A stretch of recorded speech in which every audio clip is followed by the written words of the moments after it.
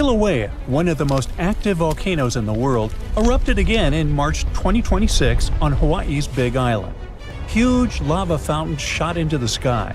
The main highway was closed, and the airport was blocked by sandpaper clouds of ash. The sky turned a creepy deep red. That's how thick the smoke was.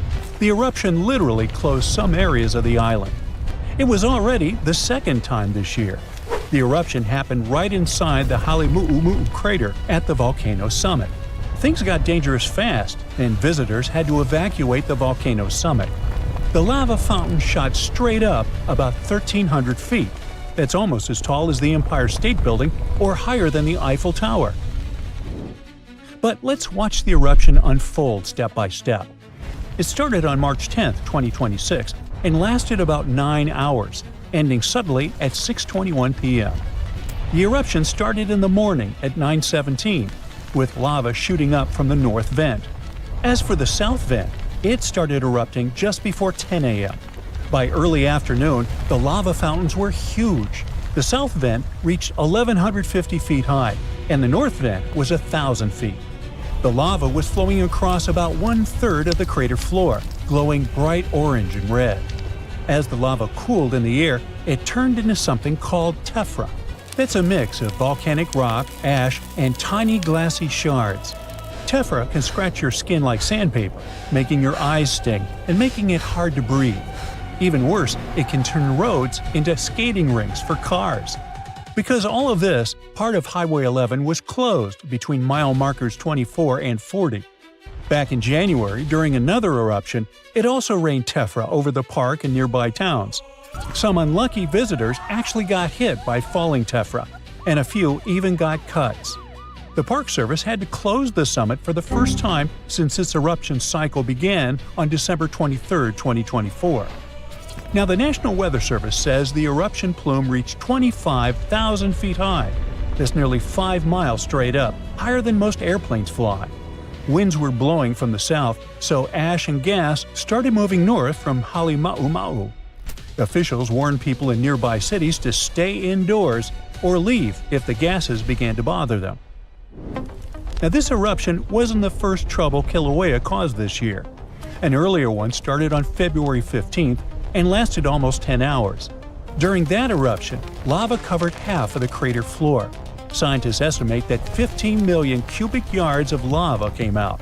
That's enough to fill thousands of swimming pools or cover hundreds of football fields. At 2 p.m. on March 10th, tephra was still falling. Park rangers helped evacuate visitors from the summit. All trails and viewing spots near the summit were closed. Scientists are keeping an eye on things all day and night, watching how high the lava shoots, how fast it flows, which way the ash cloud is moving, and where the fallout spreads. Even though the lava mostly stays in the crater, tephra and volcanic gases can make living near a volcano pretty risky. Since December 24, 2024, Kilauea has been spitting lava on and off, mostly from 2 vents at the summit crater, one to the north, one to the south. Eruptions happen in short bursts, usually less than half a day. After that, the volcano takes a break for a while. Could we say the volcano is chilling? No, we can't. Sometimes those pauses can last 2 weeks or more, as if giving the lava time to catch its breath before the next show. But let's talk a little bit more about tephra. The biggest problem is that it doesn't just stay near the volcano. In past eruptions, it rained down on neighborhoods as far away as Hilo and Puna, messing up water systems and creating a huge cleanup job. At Hilo International Airport, all evening flights were canceled because of ash in the air. And for weeks afterward, locals and park staff were sweeping tephra off roofs, gutters, streets, just about everywhere you can imagine. According to the park spokesman, the reason tephra spread so far is a mix of weak winds and extremely tall lava fountains. When that happens, the volcanic debris drops straight down over the park and nearby towns. During past eruptions, steady winds, called trade winds, which usually blow from east to west across the islands, acted like a conveyor belt. They carried ash and volcanic gases over the Cow Desert and nearby towns to the southwest. Another super dangerous thing about an eruption is glass rain, also called Pele's hair. It's a kind of tephra that happens especially when lava fountains shoot up really fast. Tiny gas bubbles in the lava burst and stretch the molten rock into super thin, fragile strands. The wind then carries them far away. This stuff is lightweight but brittle, so it can scratch your skin or get in your eyes or lungs.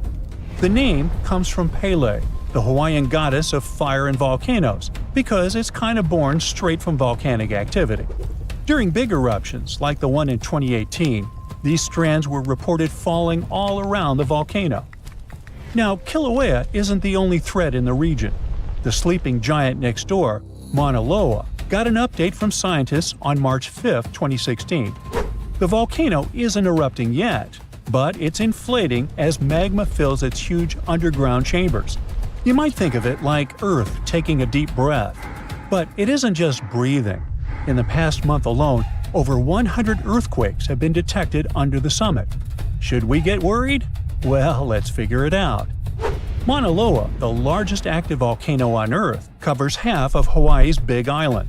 Its eruptions can produce huge, fast-moving rivers of lava, like a slow-mo bulldozer made of molten rock moving across the area. When Mauna Loa erupts, it usually starts at the summit.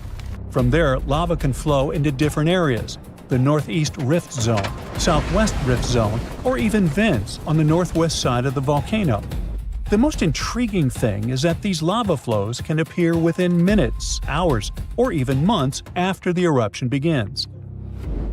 Since its first well-recorded eruption in 1843, Mauna Loa has erupted 34 times. The gaps between eruptions can range from just months to many decades. Its most recent eruption was in 2022. Right now, Mauna Loa is quiet but active. Seismic activity, that is, small earthquakes under the volcano, shows that magma is, in fact, moving beneath the surface. In February 2026, scientists detected 116 earthquakes beneath the summit, mostly gathered under the caldera era called Makuaweo Veo. Some were also concentrated in the southern caldera. But don't let this number scare you. For comparison, the month before had 123 earthquakes. The thing is, these quakes are part of the normal breathing of the volcano as it refills with magma after the 2022 eruption. GPS instruments on the volcano indeed show that the summit is inflating, meaning the ground is slowly rising as magma fills the underground reservoir. At the same time, gas and temperature readings from the Southwest Rift Zone are at normal levels, which means no major changes compared to previous months. So even though Mauna Loa is refilling, there's no immediate sign of a new eruption, yet.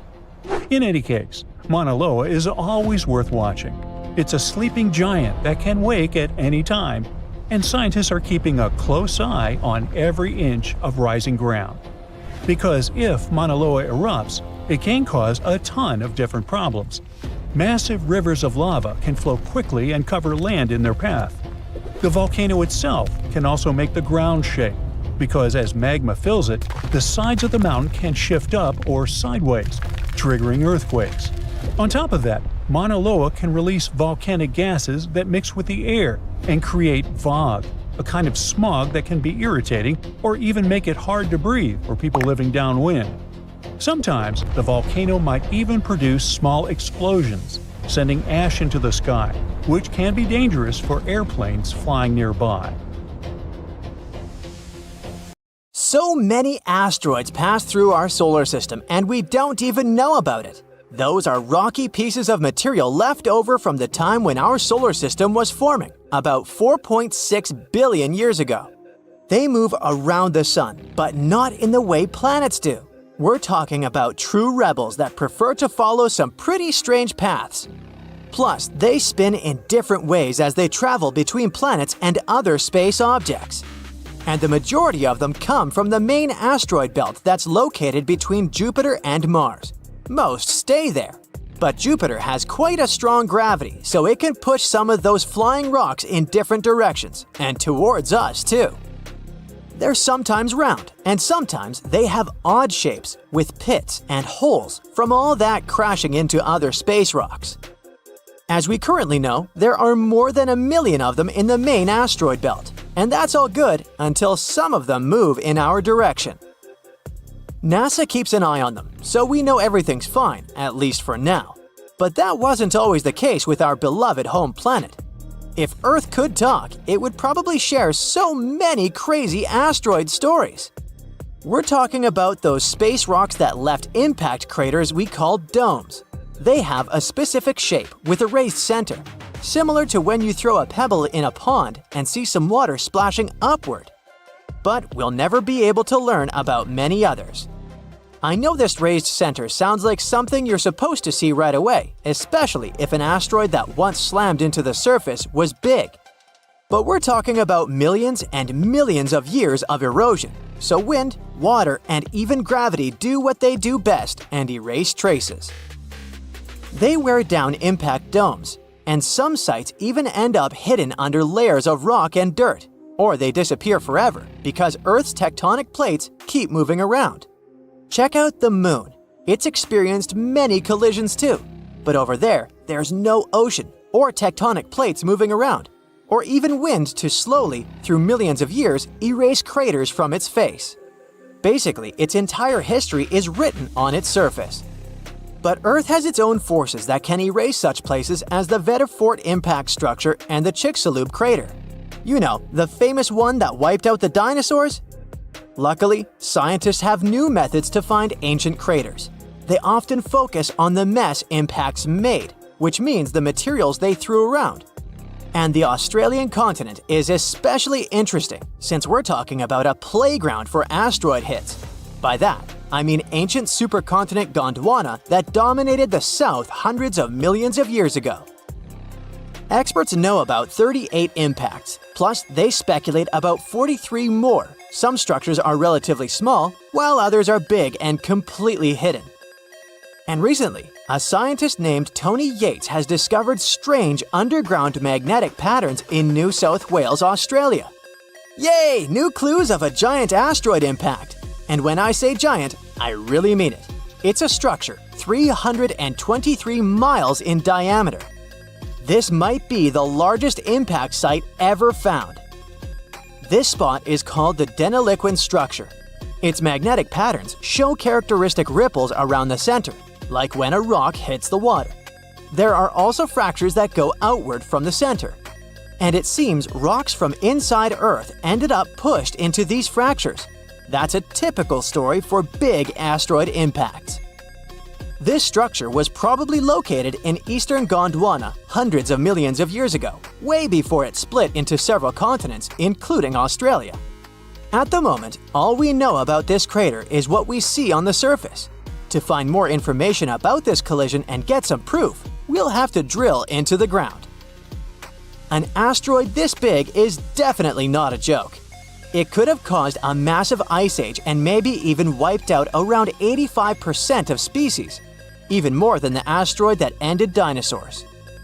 In 4.5 billion years, which is how long our planet has existed, it's been punched by hundreds of big asteroids.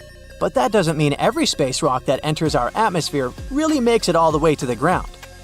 Most of those that manage to pass the atmosphere are relatively small, for instance, 3 feet across. That's good for us because any space rock that's less than 82 feet in diameter most likely won't make it past our planet's atmosphere. Since these space rocks come towards us very fast, they heat up the gases in the atmosphere, which burns them away. By the way, once cosmic intruders enter our atmosphere, they turn into meteors. And in most cases, they don't cause much damage, if any, as they fall down. But we used to have way larger things flying around and crashing into Earth. At least 190 of them have left scars you can still see today. One of the really big ones is in South Africa. It's 99 miles wide. It's actually the largest. At least that's what scientists think at the moment because they still need to check as many details as possible about this new crater in Australia. This one in South Africa formed about 2 billion years ago, and an asteroid that created it was probably larger than the one that had wiped dinosaurs away. And when an asteroid is bigger than 0.6 miles, it can have really big effects across the world. This impact was so strong that it could have caused fires everywhere and thrown lots of dust into the air. And when you have so much dust in the atmosphere, the climate on the planet can change for months or even years. Then we also have the most popular asteroid that made a giant hole we today call the Chicxulub crater. You know the story. It crashed into our planet 66 million years ago when dinosaurs were wandering around, catching food, falling in love, basically just doing their thing. The crash itself didn't erase them right away. It threw a lot of debris into space, and when it fell back to Earth, fires and flames were everywhere. The hit also produced a big cloud of dust that covered the planet for years. This cloud blocked the sunlight, which harmed plants and entire food chains. Even those dinosaurs that survived the crash and such difficult conditions had a hard time finding food, so they didn't make it.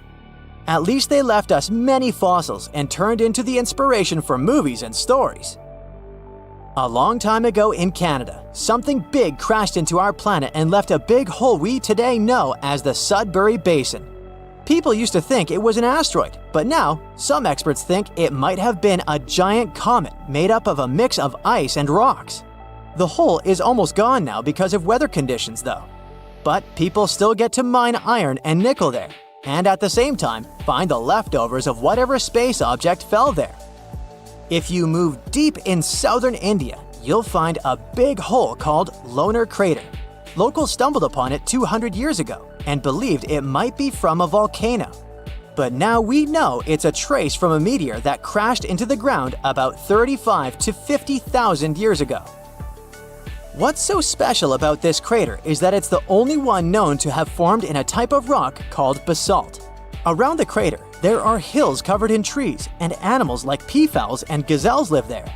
Birds also like to visit the lake near the crater during the winter. And the lake itself is quite interesting too. It can turn pink because of all those tiny organisms that live there. But this color change doesn't last long. Africa is ripping itself apart. A giant crack is tearing through the continent and stretching south like a zipper being pulled open. And it's happening faster than anyone expected. Now, scientists think the main trigger might not be buried deep inside Earth, but up in the sky. That's right. What might be speeding up this breakup process is the region's drying climate and brutal droughts. And that feels off, right? Usually tectonic plates move first and the climate changes afterward, but in East Africa, it might be flipped. The climate may actually be helping the plates pull apart faster. But first, let's look at what's really going on there. So, Earth's crust isn't one solid shell. It's made of giant tectonic plates, massive slabs of rock that never stop moving. They grind past each other, collide, slide under, climb over, or stretch apart. This motion is so slow, we don't notice it. But over long periods, those tiny shifts reshape continents, just like what's happening in Africa. For about 30 million years, the Arabian Plate has been moving away from the African Plate. That slow pull split the land. The seawater rushed in to fill the gap, forming the Red Sea and the Gulf of Aden. And that's not the only breakup happening there. In Eastern Africa, the Somali Plate is stretching away from the Nubian Plate.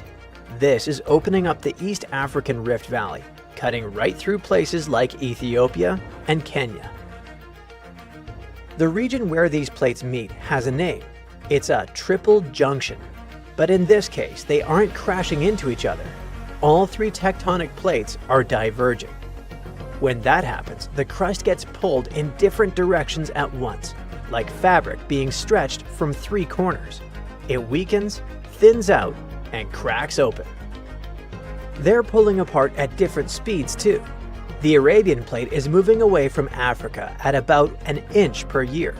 The two African plates are separating more slowly, roughly between half an inch and 0.2 inches per year. And as they open that gap, hot material from deep inside Earth rises up and hardens, creating brand new seafloor along the split.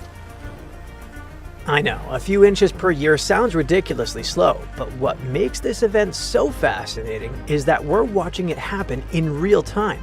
We can actually see Africa slowly breaking apart, and it's terrifying. Back in 2005, a 35-mile long rift that opened up in the Ethiopian desert. The crack is 20 feet wide in some places, which is roughly the size of a shipping container. This is just one example of how active the region really is. From space, satellite images show valleys and rifts slowly widening over time. And down on the ground, people are posting videos of places where the Earth has already split open, leaving big cracks and gaps. Roads, houses, even schools are getting torn apart. The whole area keeps shaking from earthquakes, and the volcanoes are very active. What I mean is, even though this splitting process is super slow, we can actually see it happening, and it's unstoppable. Experts believe this crack in the East African Rift Valley will become a gateway. Waters of the Indian Ocean will eventually invade the valley and fill the growing gap. That will help pull the land apart even more, and eventually it'll create a brand new ocean. And we know that can happen because Earth has done it before. That's exactly how the Atlantic Ocean formed about 180 million years ago, when South America and Africa pulled away from each other. If the East African Rift keeps opening up, parts of Eastern Africa, Somalia, Kenya, Tanzania, Mozambique, and a big chunk of Ethiopia could one day break away from the rest of the continent. That means countries like Zambia and Uganda could actually end up with brand new stunning coastlines. But don't pack your swimsuit yet. Unfortunately, none of us will be swimming in the waters of this future sixth ocean anytime soon. Scientists estimate the full split would take about 5 to 10 million years. That's basically forever in human terms. But in Earth terms, it's surprisingly fast, almost like record speed. Now, scientists are trying to figure out why it's happening so fast. I mean, faster than it should. And here's a new intriguing possibility: a drying climate. One of the biggest clues starts right here at Lake Turkana. This lake in Kenya is about 19 miles wide, and it's up to 400 feet deep in some places. But that's nothing compared to more than 5,000 years ago, when the lake level was up to 500 feet higher. Back then, the continent was going through something known as the African Humid Period. It was a time when Africa was wetter than it is today, and the Sahara wasn't a desert at all. It was green, wet, and full of lakes, rivers, and vegetation. But since then, the whole region has shifted into a much drier phase. So researchers took sediment samples from the bottom of Lake Turkana to figure out past water levels, and how sediment washed into the lake over time. And while they were doing that, they noticed something else.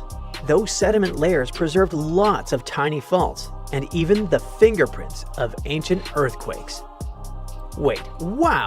That means Lake Turkana might not be a simple lake. It could actually be one huge crack in the earth that eventually filled up with water. In other words, it could be a direct result of this whole rifting process. And now scientists think the same thing might be true for other deep, narrow lakes in the region, like Lake Malawi along the Tanzania-Mozambique border. So, scientists came up with a wild theory. What if these lakes are helping split Africa apart faster? Okay, maybe the theory isn't that wild. After all, water can indeed affect tectonic plates. For example, when glaciers melt and disappear, all that weight is removed, and the land underneath slowly pops back up, kind of like bread rising after you take something heavy off of it. That's called isostatic rebound, and big amounts of water can do the opposite. They press down on the crust, which can also affect things like faults and earthquakes. At Lake Turkana, something interesting shows up in the data. After the African Humid Period ended, the faults around the lake started moving faster, by about 0.007 inches per year. I know, that's a lot of zeros. But over thousands of years, that extra push can add up. And it could help explain why earthquakes might be more common in the region today than they were around 8,000 years ago. The study then ran computer simulations and found two likely reasons the shaking and fault movement sped up. First, there's less water pushing down on the ground. With that weight gone, the faults can slide more easily, like loosening a vise that was squeezing two pieces of wood together. Second, there's a volcano on an island on the south side of Lake Turkana. Deep underground, it has a pocket of hot, molten rock. When the lake level dropped after the African humid period, the pressure on the earth below eased up, like taking the lid off a pot. That lets the rock underneath melt a bit more. The extra melt flows into the volcano's magma chamber, swelling it up like a balloon. And that extra pressure can jolt nearby faults and trigger more movement. So yeah, drought and falling lake levels could be speeding up the splitting process. But it's not like the climate is creating the rift from scratch. It's more like the ground is already under tension, and the climate is giving it a little extra push. The real reason Africa is breaking apart might be related to something called superplume, an enormous column of scorching hot rock rising from deep inside the Earth. Think of it like a balloon underground that's slowly filling up. As it pushes upward, it puts pressure on the crust above it. Over time, that pressure weakens the crust and slowly cracks it apart. And even though none of us will be alive to see the final result of this process, it's still amazing to realize that we're watching a continent split, almost in real time. Australia feels like the safest place on Earth, geologically speaking. No megavolcanoes, no massive fault lines slicing cities in half, no constant earthquake alerts. It looks solid and unbreakable, but according to a brand new global stress map of Earth's crust, Australia is one of the most internally stressed pieces of land on the entire planet. It's not shaking or cracking yet, but it's quietly storing energy like a bent ruler about to snap. To understand why this is such a big deal, imagine Earth's crust like a giant jigsaw puzzle made of moving slabs called tectonic plates. These plates float on softer rock below and push, pull, or grind against each other. Where plates meet, earthquakes and volcanoes make sense. But stress doesn't just stay at the edges, it travels. It builds up inside plates too, like pressure spreading through frozen ice when you squeeze it. Scientists mapped over 100,000 real stress measurements from oil wells, rock tests, and earthquakes to see where Earth is being squeezed the hardest right now. When they laid all the data together, the map lit up like a warning sign, and Australia stood out. This shocked scientists because Australia sits far away from plate boundaries, which usually means stability. But instead of relaxing, the Australian continent gets squeezed from multiple directions by nearby plates, especially the Pacific and Eurasian ones. The stress doesn't release easily, so it piles up inside the crust, and then nothing moves. Until suddenly everything does. One of the strangest discoveries showed up in places like the Bowen Basin, where stress directions twist and rotate underground. That's bad news because unpredictable stress behaves like glass about to shatter. These rotating stress fields make it nearly impossible to say when or where cracks could form. It could be years away or tomorrow. And human activity makes it even riskier. Drilling deep into the crust for geothermal energy or injecting fluids underground can nudge these stressed zones just enough to trigger fault movement.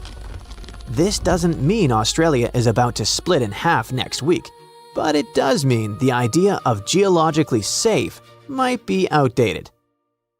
Scientists now think Australia could eventually fracture internally and form new fault systems where none existed before.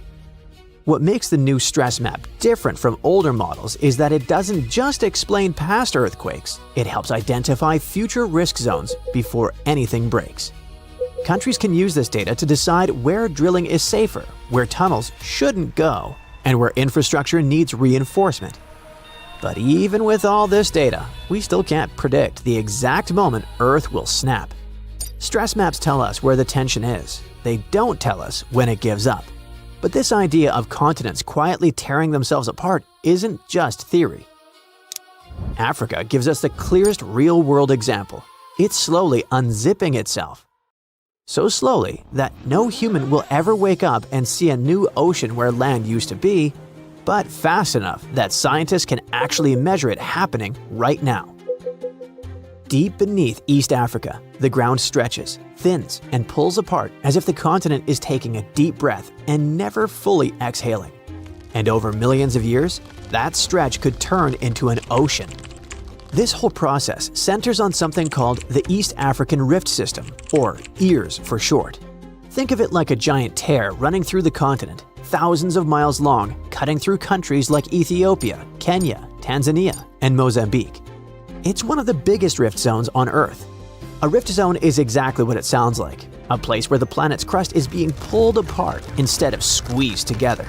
And Africa just happens to have one of the most dramatic examples anywhere on the planet. What's really happening is that Africa isn't one solid plate anymore. It's splitting into two massive chunks, the Nubian plate to the west and the Somalian plate to the east.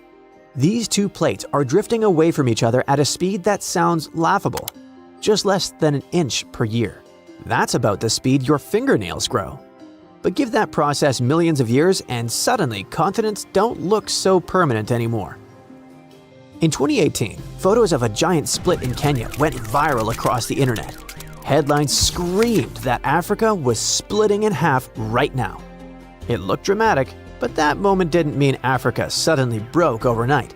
That rupture was more like a surface ripple, a small local sign of a much bigger process that's been going on for around 25 million years.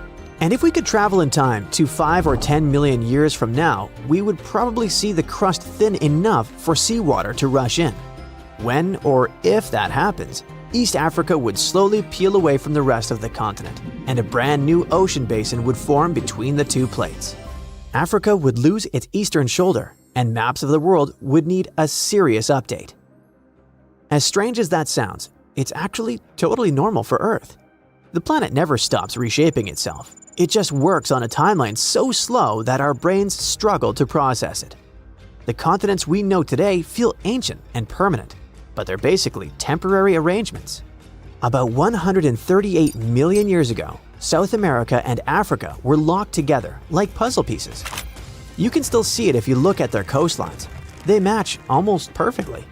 East Africa drifting away will just be the next chapter in that story. Australia's story could follow a different path, but the physics are similar. Stress builds, rock resists, then the rock fails. And stress doesn't care about borders, cities, or how calm the surface looks. That's why scientists are so concerned about something called SH max, the direction of maximum horizontal stress. In simple terms, it tells us which way the Earth is squeezing the hardest underground.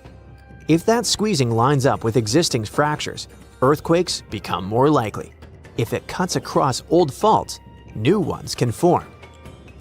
Turkey is another place where the stress map practically screams danger. The country sits where Arabian, Eurasian, and African tectonic plates collide. There's also a smaller Anatolian plate on which Turkey is located, and which gets squeezed westward like toothpaste, grinding against massive faults. The stress map shows SH max pointing in directions that load these faults perfectly. Now, researchers looked at ancient lava flows near one of Turkey's faults and realized they weren't random. Lava sheets once flowed smoothly across the land, cooled into solid rock, and then got pulled apart over time, like a snapped chocolate bar.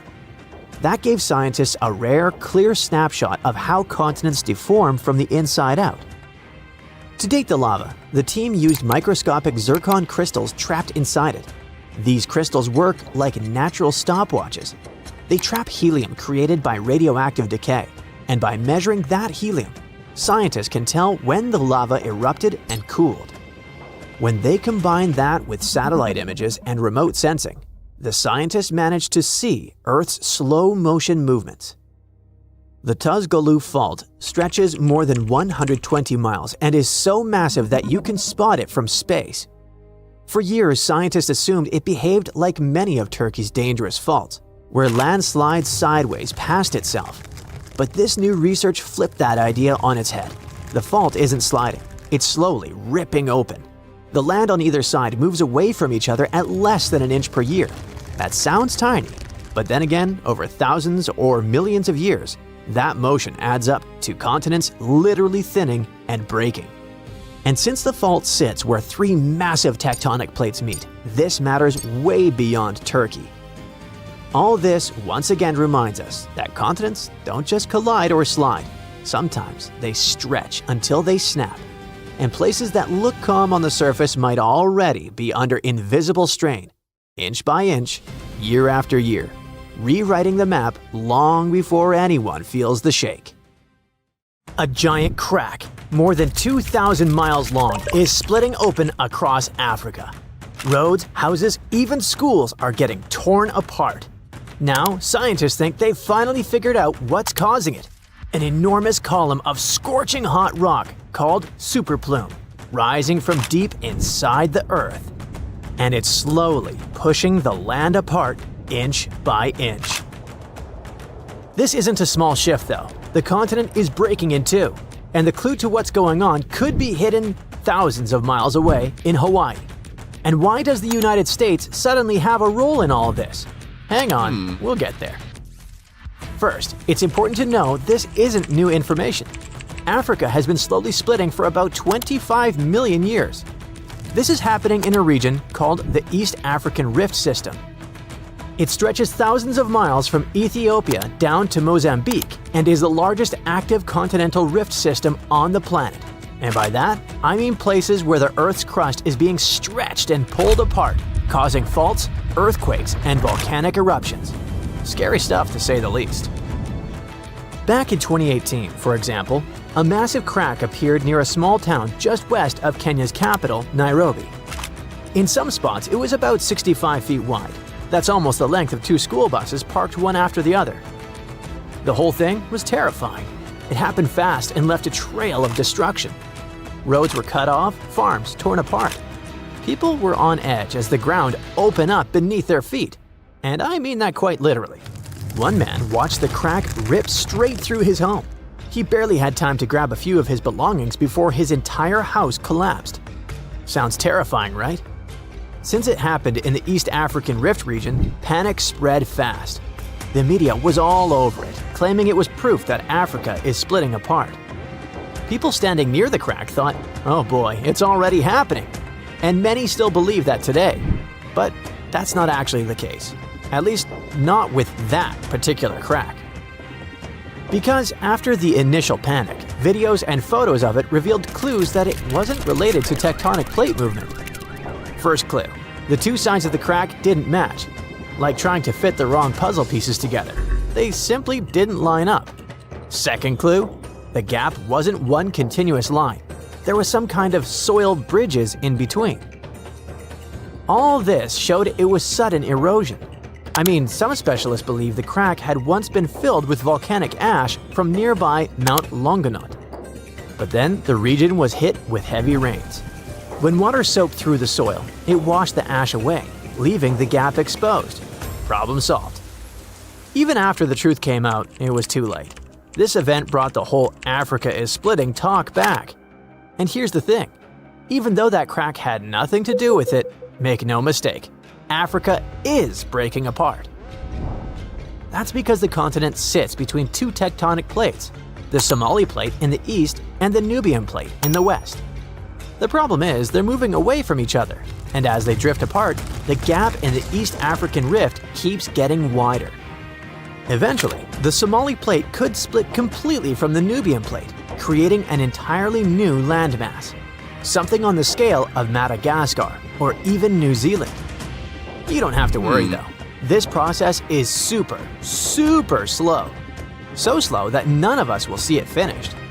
Experts say the continent is moving apart by about 0.3 inches a year in some places. To give you an idea, that's less than the length of your fingernail.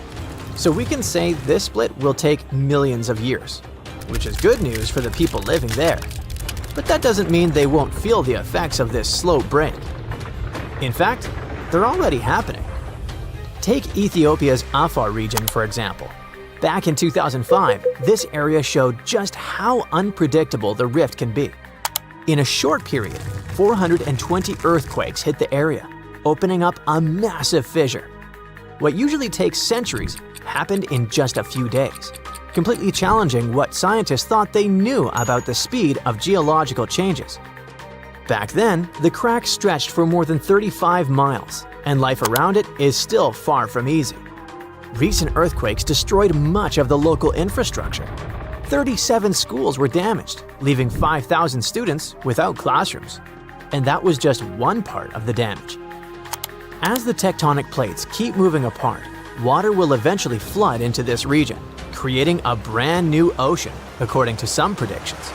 Countries like Zambia and Uganda, which are landlocked today, could one day have a coastline. That could be great news for them, as it might open up new trade routes and completely reshape their economies. Don't get too excited though. We won't be diving into the waters of this sixth ocean anytime soon. The splitting process will take another 5 to 10 million years. But it's tough to say exactly when, since big seismic events, like earthquakes, could make it all happen faster. So here's what we know. The Somali Plate and the Nubian Plate are in the middle of a dramatic tectonic breakup, slowly moving apart. Africa is breaking in two. Earth will probably gain a new ocean because of it. But until recently, we didn't know exactly what was triggering all of this. Like, yeah, those tectonic plates are moving, but why? I mean, is this massive geological process being driven by something happening in Earth's mantle? Or could it have a much larger, deeper source? Well, scientists think they may have finally cracked the mystery. They believe the continent is breaking apart because there's a deep mantle superplume, a huge column of hot rock beneath the East African Rift system. Think of it as a massive subterranean hammer pushing upward, pressing against the crust, and slowly cracking it apart. But here's the interesting thing. Scientists reached that conclusion thanks to something that happened in a completely different part of the world, Hawaii. Under this US state, there's also a plume of super hot rock rising from deep inside the planet. It melts the crust above it, and that's what fuels Hawaii's volcanoes. As the Pacific Plate drifts over this plume, molten rock breaks through in new spots, creating volcano after volcano. Over millions of years, that's how the Hawaiian Islands were formed. This Hawaiian plume contains noble gases like helium and neon. And you know where else scientists found those same gases? That's right, beneath the East African Rift system. Bingo! That discovery backed up the theory that a superplume is driving what's happening in Africa. And we call it super because it might be massive. You see, these same gases have been found in volcanic rocks from Kenya all the way down to Malawi. So everything points to the existence of a single superplume that stretches from the Indian Ocean to the Red Sea, not a bunch of several isolated sources. If their data and research are correct, scientists estimate that this superplume beneath Africa likely starts at the core mantle boundary, which is located about 1,800 miles deep inside the Earth. While the East African Rift system's chemical signatures are similar to those found in volcanic rocks in Hawaii, they're not identical. The Hawaiian plume is thought to be a narrow, rising stream of hot mantle, a bit like the movement inside a lava lamp. Africa's plume might be shaped differently, more like a large mass of hot, buoyant material rising from deep within the Earth. As it reaches the surface, this hot material hits the colder, solid outer layer and spreads out, pushing hard enough to crack it open and trigger intense volcanic activity across the region. And if this theory is right, we're watching a slow but unstoppable force that will redraw Africa's map and change the continent forever. Experts explain Africa is splitting in two, and it will look like this. Up close, the process is even more shocking, with a massive crack stretching from Mozambique in the south to the Red Sea in the north. This gap keeps growing every year, tearing apart the land and destroying homes. Now, specialists believe the continent could split much sooner than we expect. Africa is breaking apart because of the Somali Plate movement. Think of it like a dramatic breakup happening with tectonic plates. On the east side, there's the Somali Plate. On the west, we have the Nubian Plate. And during this breakup, the Somali Plate just wants more space, so it's pulling away from the Nubian Plate. This movement is forming the East African Rift, a region where tectonic plates are splitting apart, magma keeps rising from deep below, and a bunch of active volcanoes are being born. So this place is hot, with daytime temperatures that can soar to 130 degrees Fahrenheit, and at night they cool down to 95 degrees. Inside this hot zone, we have the Afar Triangle, also known as the Afar Depression, and its geology is fascinating, as the rifting process is causing valleys, faults, and deep cracks to form in this region. Take, for example, this massive 35-mile-long fissure in Ethiopia's desert. It's also so wide that a person can easily fit inside of it. But what's scary is this crack keeps getting bigger, growing about a half an inch every year. The Nubian and Somali plates moving apart could also lead to a new ocean forming in Africa. This type of process isn't something new. About 150 million years ago, when dinosaurs were still around, a similar tectonic shift created the Atlantic Ocean. The continents were once all clustered together, but when a rift formed in what was Pangaea, it started pulling them apart, splitting the east and west hemispheres. So, a similar thing is happening with this gap in Africa. At some point, experts say the waters of the Indian Ocean might flood the East African Rift Valley, eventually creating a sixth ocean. Now, it's a pity you won't be able to swim in its waters during your lifetime, though. According to geophysicist Ken McDonald, who specializes in tectonic faults, this dramatic rupture could happen in 1 to 5 million years. Trust me, that's considered fast in geologic terms, and way sooner than most experts thought. Now, even though you won't get to watch Africa breaking apart, people there will still see and feel the signs. They might experience intense volcanic eruptions and strong earthquakes as this process slowly unfolds. One example is related to that scary crack in Ethiopia's desert we mentioned earlier. The fissure was created in 2005, after the area was hit by 2 volcanic eruptions and 163 earthquakes, each with a magnitude greater than 3.9. A crack this deep and long on Earth usually takes centuries to form, but in this case, it unfolded in just a matter of days. That's how powerful this event is. In fact, this kind of intense seismic activity can speed up the African splitting process, and that's why it's so hard to predict the exact time frame for the event. What we know is that people are already calling this new land the Nubian continent. If the predictions are right, it will include Somalia, Kenya, Tanzania, and part of Ethiopia. That's exciting and concerning at the same time. As new coastlines emerge, countries will need to make major adjustments when it comes to infrastructure and land management. They might lose a lot of roads, houses, and other constructions currently located near or right in the East African Rift. In Kenya, for example, the fissures tore apart a busy road, and authorities desperately tried to fill the gap with rocks and cement. In another case, an old woman was sitting and eating with her family when her house suddenly split down the middle. Recently, earthquakes that happened near Ethiopia's Afar region demolished 37 schools and forced about 5,000 students to leave their classrooms. Unfortunately, stories like this could become more common over the next few years. But there is a positive side to all this.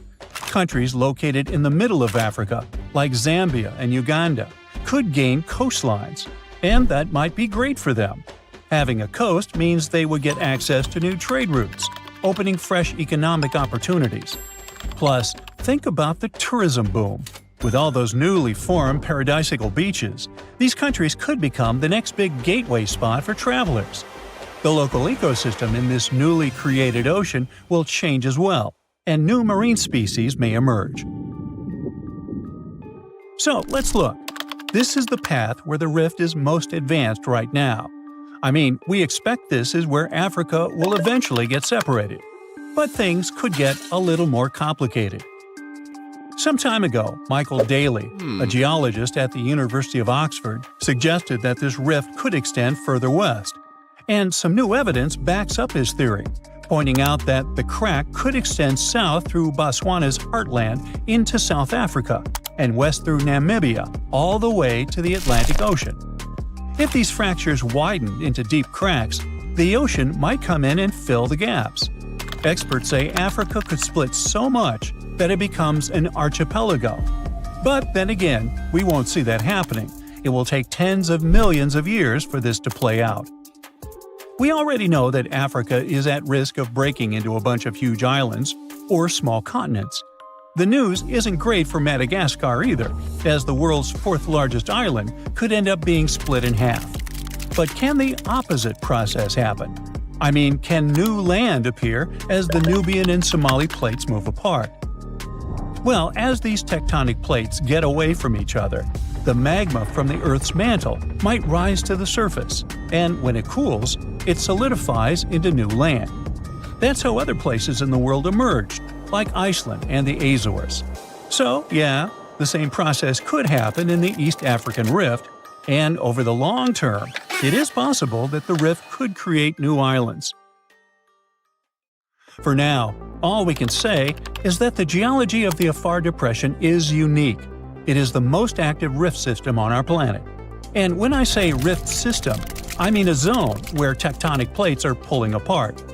This region brings together all kinds of events, from faults in the Earth's crust to volcanic zones to the potential formation of a sixth ocean.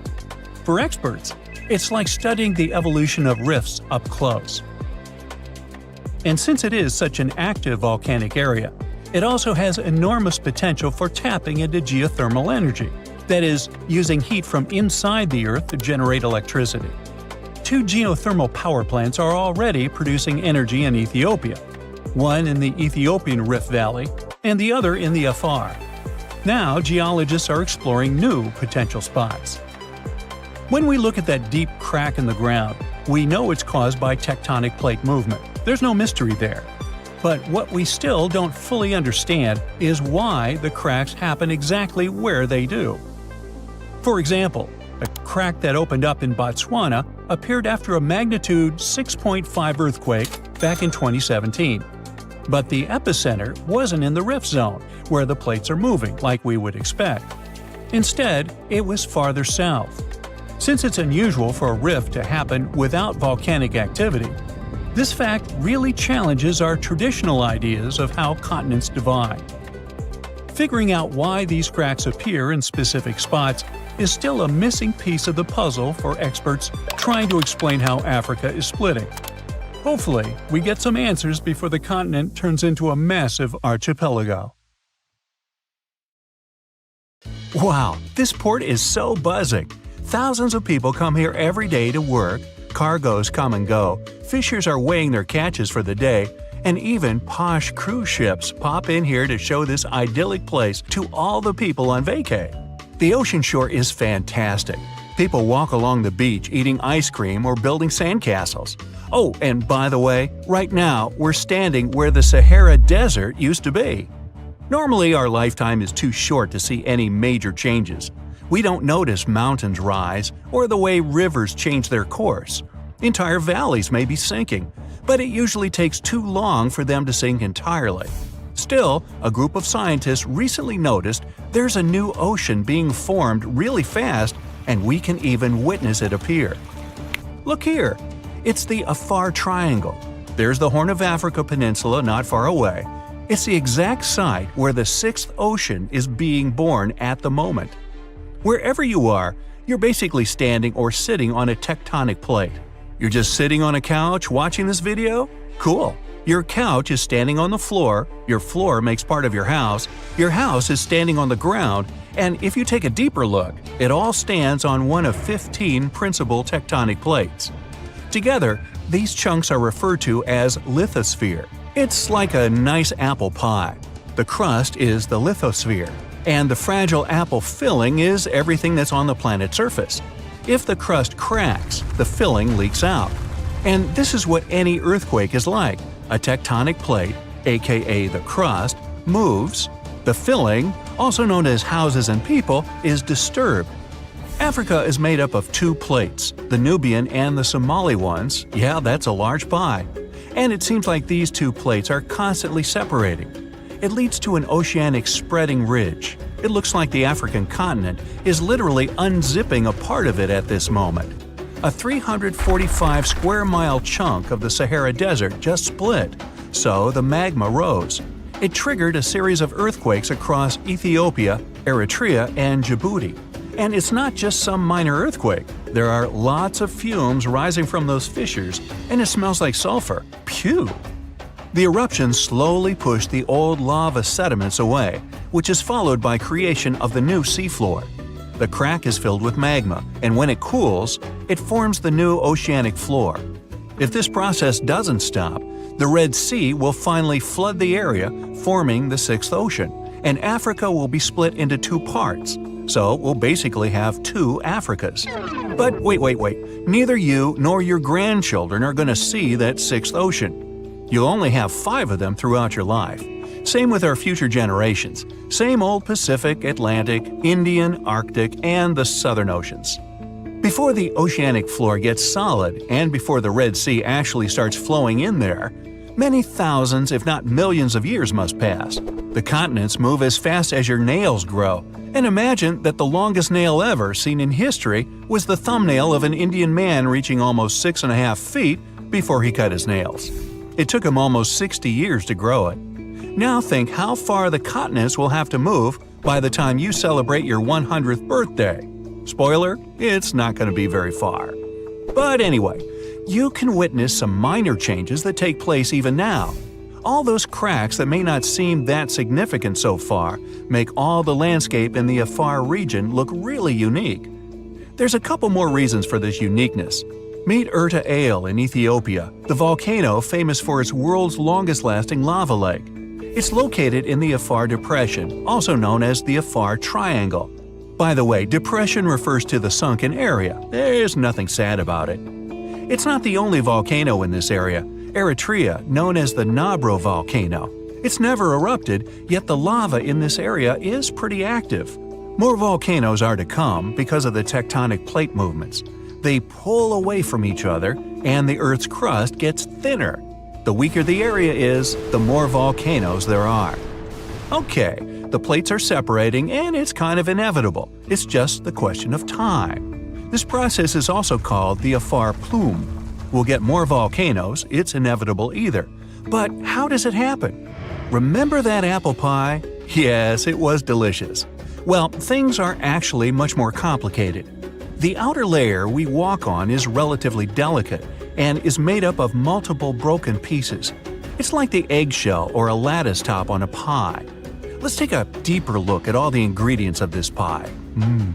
If you cut a slice, you'll see it's made up of many parts, and there's something called the asthenosphere under the lithosphere. It's part of the Earth's mantle. Yeah, complicated. So the asthenosphere gets heated from within, and it rises, just like the dough when you put it in the oven. Remember those cracks on the surface of a freshly baked loaf of bread? Man, I'm getting hungry. Anyway, this is basically what happens to the Afar Triangle, and those cracks make this area split, creating those famous rifts and valleys that will possibly become so large and will probably get flooded so that the world's sixth ocean will appear there soon. Or not. Nobody's sure about it. Okay, but since the tectonic plates and, which is logical, all the continents are always on the move, we'll probably have more continents in the future. The answer is yes and no. If a part of Africa does split, we'll get one more continent, which is going to be even smaller than Australia. But there's one more possible way of how things will go. Chances are, in the next 250 million years, in the distant 250 million years, there will be no more transatlantic flights. And a walking trip from Japan to Chile will be possible too. Way too long, but possible. It's all happening now, and the first results will be noticeable in some 50 million years from today. I won't be around then. Australia will move towards Southeast Asia, and it's going to fit in just perfectly. And Africa will be pushed to Southern Europe.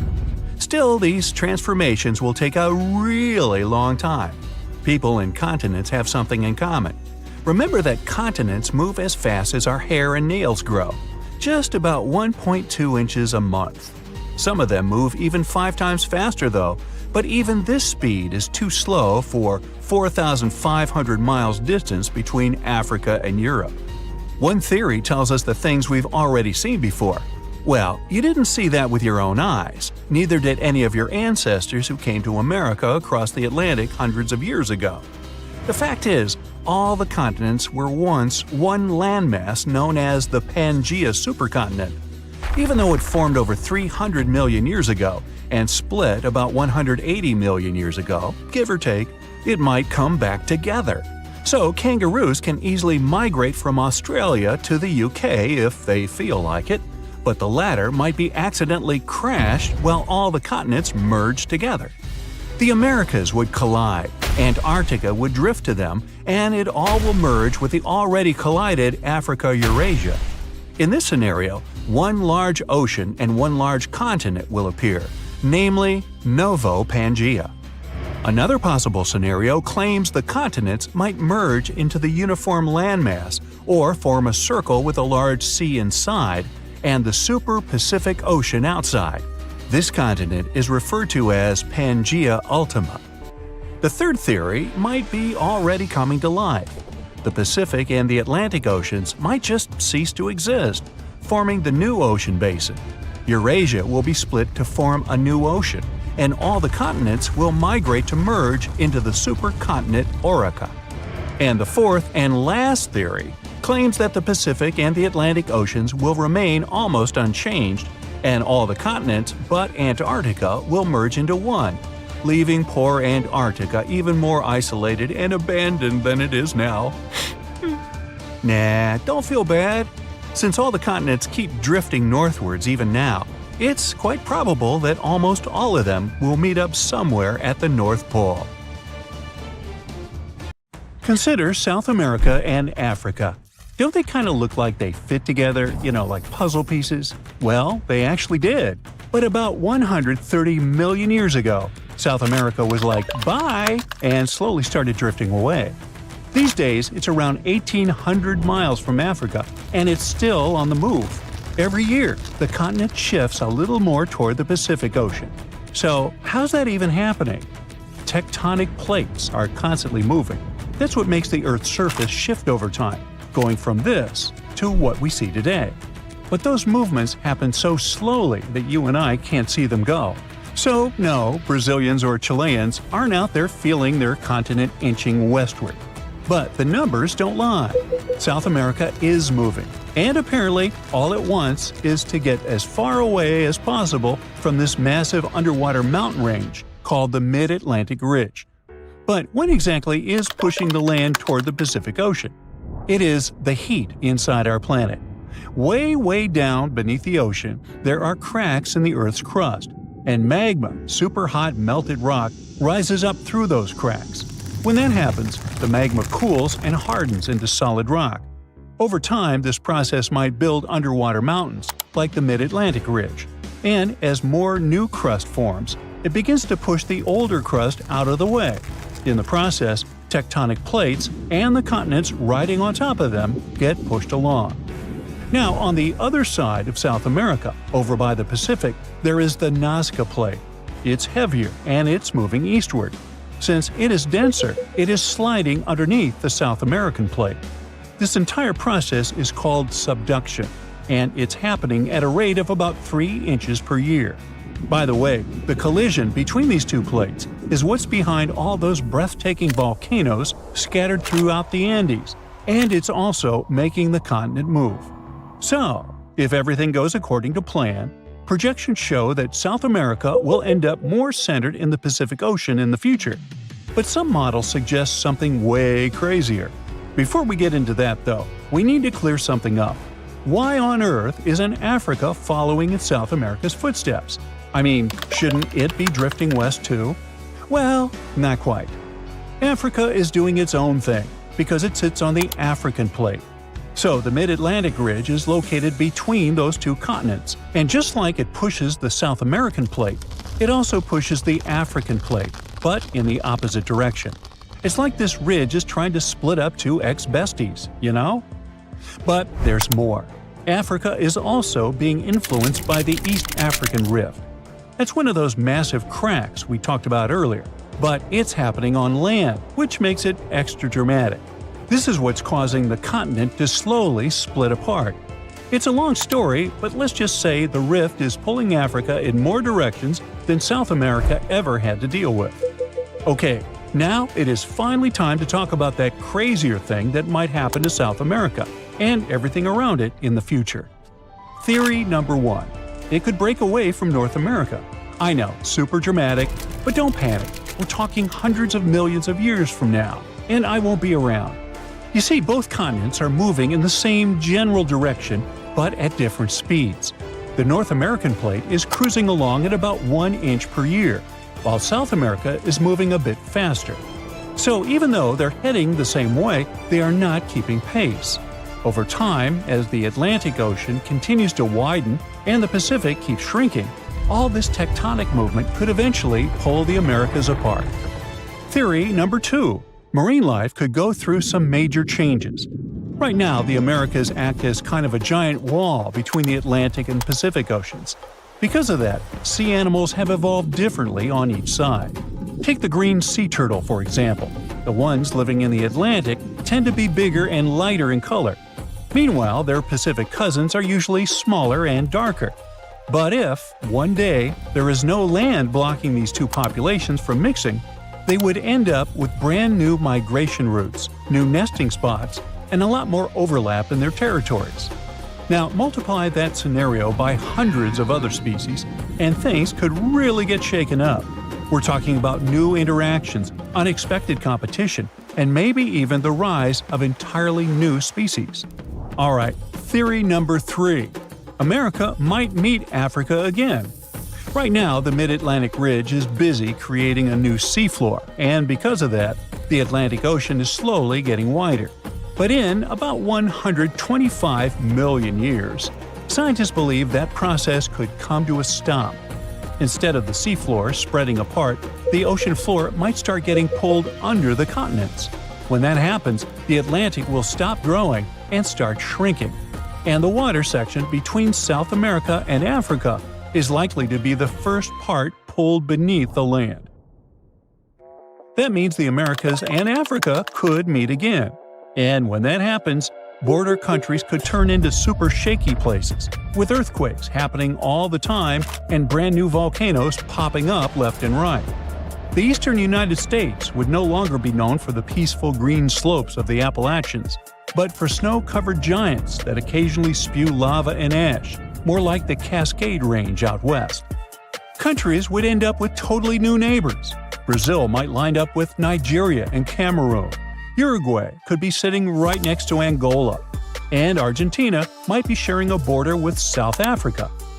So if these two continents really do merge, how intense would that be?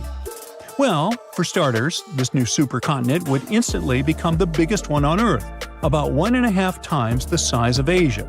And chances are, a brand new mountain range would form right where the continents meet, creating a natural border between nations. Being part of the same massive continent could make a lot of things way easier. For one, tourism could totally take off. People traveling between countries by land without needing pricey plane tickets could be a game changer. But it wouldn't stop there. Other types of economic activity could get a major boost too. Now on one side we have South America, which already produces and sells a wide variety of foods, from wheat to bananas, beef, cocoa, soybeans, hey, you name it.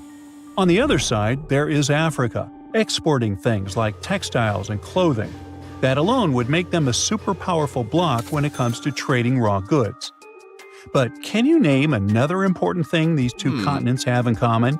Yep, petroleum. Countries in South America, like Brazil, Venezuela, and Colombia, are major oil exporters. And over in Africa, you've got Nigeria, Algeria, and Libya doing the same. Now, can you see just how powerful that kind of union could be? Meanwhile, let's talk about animals. These two massive lands coming together could lead us to wild meetups, like a capybara sharing space with a Nile crocodile, or a sloth seeing a hyena from the top of a tree. This could even lead to new animal hybrids showing up, like a tabby crocodile or a sloth hyena. Okay, those weren't the cleverest names, and honestly, these animals wouldn't be able to mate or even wouldn't want to. But you get the point, right? It's not all positive, unfortunately. New species showing up could become predators, competitors, or even parasites to the native plants and animals. It would take a long time for things to settle into a new balance in those border regions. But honestly, no one really knows how long it would take. The only thing I do know is neither of us will be around to see it, which is okay. The floor is lava. Haha, just kidding. But honestly, it's kind of falling apart. You might not feel it yet, but a huge part of North America has already lost 37 miles worth of rock from its foundation. And no, this isn't about earthquakes or giant sinkholes. It's about the continent losing pieces of the very thing that keeps the ground from wobbling around like a bad carnival ride. A team of researchers has just dropped a geological bombshell. Part of North America's ground is thinning out like a very sad, very slow ice cream drip. How do they know? They basically gave Earth a high-tech full-body MRI and created 3D maps showing how rocks once considered indestructible are now melting away into the planet's guts, like an upside-down cheese pizza inside an oven. But to really understand this mess, you first have to meet my old friends, cratons. Cratons are like the roots of the continents. They're thick, tough, and ancient. We're talking billions of years old. These bad boys survived meteor impacts, supervolcanoes, and even the tectonic movement of plates. If the plates got into fistfights, for example, you can bet we would see mountain ranges being born. If they got a divorce, drifting apart from each other, then a whole new ocean would be born. All of these things leave scars on the surface of Earth, but the cratons seem to always remain unfazed, like the cockroaches of geology. And since a craton can basically get punched in the face and feel nothing, scientists always assumed these things were nearly indestructible. But then, a group of researchers took their fancy machines to the test and realized that, wait, the cratons are falling apart? How? Enter the Farallon Plate, a really ancient tectonic plate that started to slide under North America's major plate over 100 million years ago. This is a pretty normal process, actually. It's called subduction, and it's how Earth recycles rocks and keeps itself from overheating. This subduction thing has been happening for so long that, by now, the Farallon is almost 400 miles away from the craton, sitting pretty chill at the lower mantle, weirdly close to the outer core of our planet. But the Farallon has been causing trouble, like that one roommate who moved out but keeps leaving weird stuff in the fridge. You see, as it sinks, it tugs on the bottom of North America's foundation, stretching it out and causing pieces to fall off into the deep mantle. And if that wasn't enough drama, the sinking Farallon has also leaked water and carbon dioxide into the surrounding rocks, making the craton even softer and easier to shred apart. Thanks, Farallon. Very cool of you. By studying hundreds of earthquakes across thousands of monitoring stations, scientists have confirmed the story. Big chunks of continental material are dripping downward, thinning the craton by as much as 37 miles. That's more missing rocks than can fit into a milk carton. Sounds dramatic, right? But don't worry. This is happening at a snail's pace. It'll take millions of years for anything noticeable to happen. Your great-great-great-great few grandkids from the distant future might still be standing on solid ground. But don't get too comfy. This thing may not be an urgent problem, but there's another type of sinking that's happening faster than you can say, "Help." Here's the thing. By 2050, at least 32 major cities in the US, including New York, Baltimore, and Charleston, could be partially underwater. And guess what? This one is mostly our fault.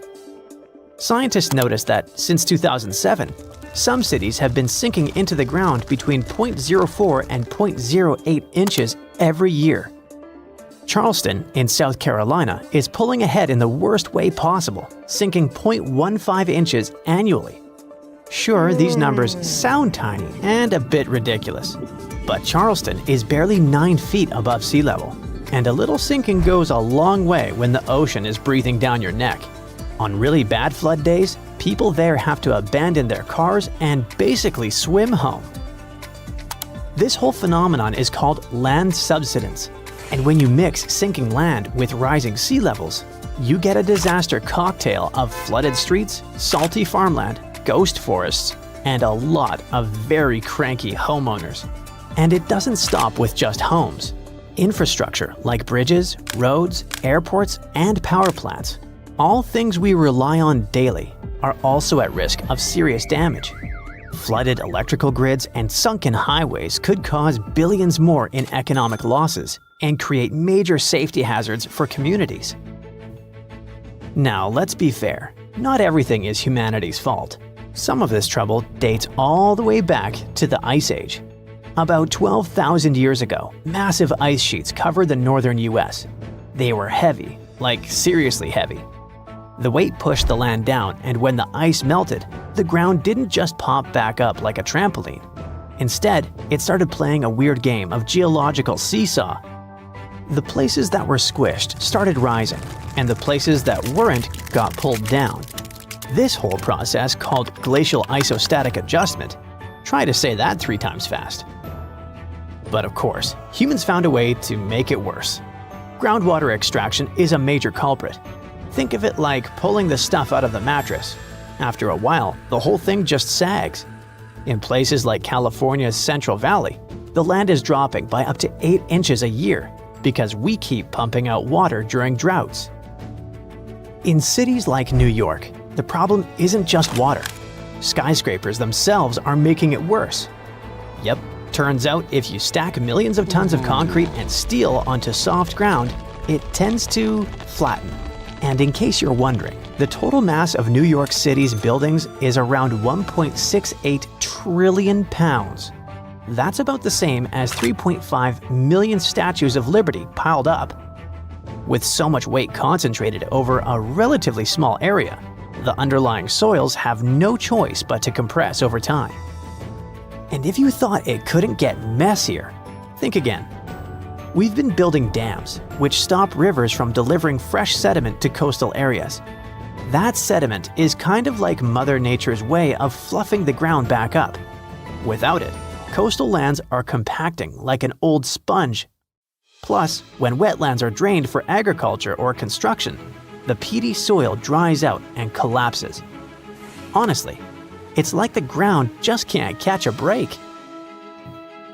Scientists also noticed that the areas that used to be lush wetlands are now among the fastest sinking spots in the country, especially along the Gulf Coast. Louisiana, for example, is losing about a football field of land because of this mix of subsidence and rising seas. So what's the endgame here for us regular people who just want to live above sea level? Well, it's not looking great. Ghost forests, which are basically drowned woodlands, are popping up. Farmland is turning salty and unusable. And even sunny day flooding, where streets flood without any rain, is becoming a thing. Yikes! Meanwhile, over on the West Coast, California is not exactly winning either. San Francisco and Los Angeles are both sinking, which means that rising sea levels could hit them twice as hard and twice as fast. In some places like the Palos Verdes Peninsula, the ground has been sinking so fast, people over there might as well live like moles. So, is America turning into the next Atlantis? Probably not next week, but without serious action, like cutting back on groundwater pumping and planning smarter cities, at least 500,000 people are in serious danger. And the housing damage could easily rack up a jaw-dropping $109 billion by 2050. In the end, while North America isn't about to sink like a poorly made souffle, it's definitely showing some cracks in the crust. So maybe let's ease up on groundwater pumping, rethink how and where we build, and invest a little more in keeping our feet dry. After all, if the floor really does become lava someday, we're gonna wish we had at least fixed the leaks first. Floods, tornadoes, tsunamis, hurricanes, yikes. All these natural disasters can get extremely dangerous, but we're kind of familiar with them. But how about a natural disaster that has never happened before, but could occur any moment now? It might be a super eruption. That's what happens when a supervolcano erupts. You might know that Yellowstone Park is located on top of a supervolcano. The last massive eruption there happened about 664,000 years ago, and the one before that, approximately 1.3 million years ago. If we do the math, we'll understand that the next eruption might be due anytime soon.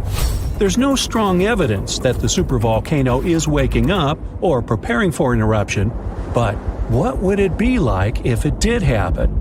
Months before the eruption, small-scale earthquakes would become more frequent and more powerful in the area.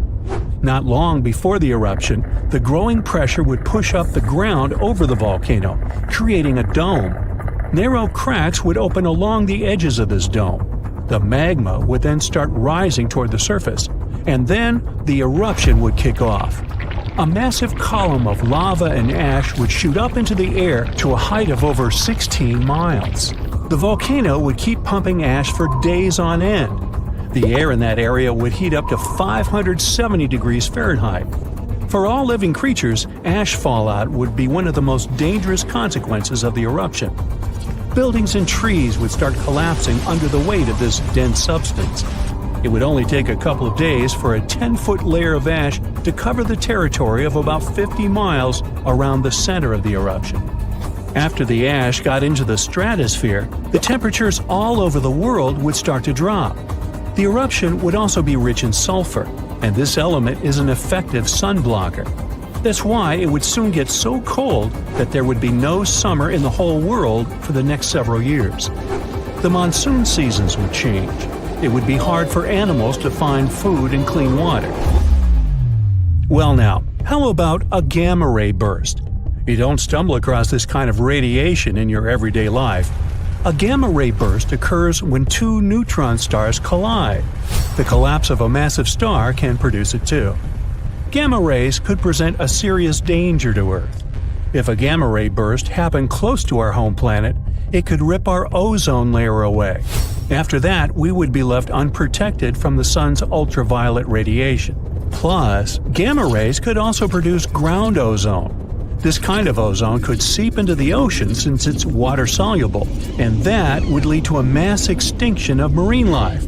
Plants wouldn't survive this disaster either.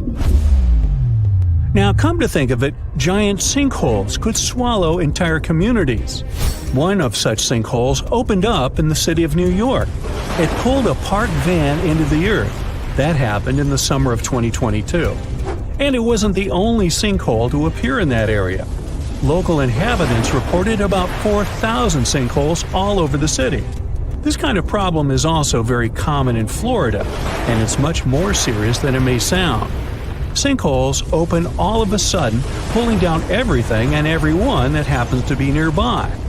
Sinkholes appear all over the world, which makes them a global problem. They're totally unpredictable and form without warning. Luckily, experts know what causes them. In some areas, there are vast areas of groundwater. But during droughts, this water dries up. This creates large empty caverns, and after heavy rains, the surface over such a cavern can collapse, creating a sinkhole within minutes. Now, what if we came across a wandering black hole? You might know that a black hole is a region in space where gravity is so powerful that not even light can escape its clutches. Luckily, the nearest one to us is 1,500 light-years away. Nothing to worry about, right? Until you find out about wandering black holes. Now, things get definitely way creepier. If such a black hole entered the solar system, Earth would be doomed. We wouldn't stand a chance against this space monster. In 2012, 13 wandering black holes were spotted not so far away from our planet. But worry not. Not far away, in space terms, means around 1 billion light-years away. So we've got some time left. Plus, the possibility of such a disaster is very, very low.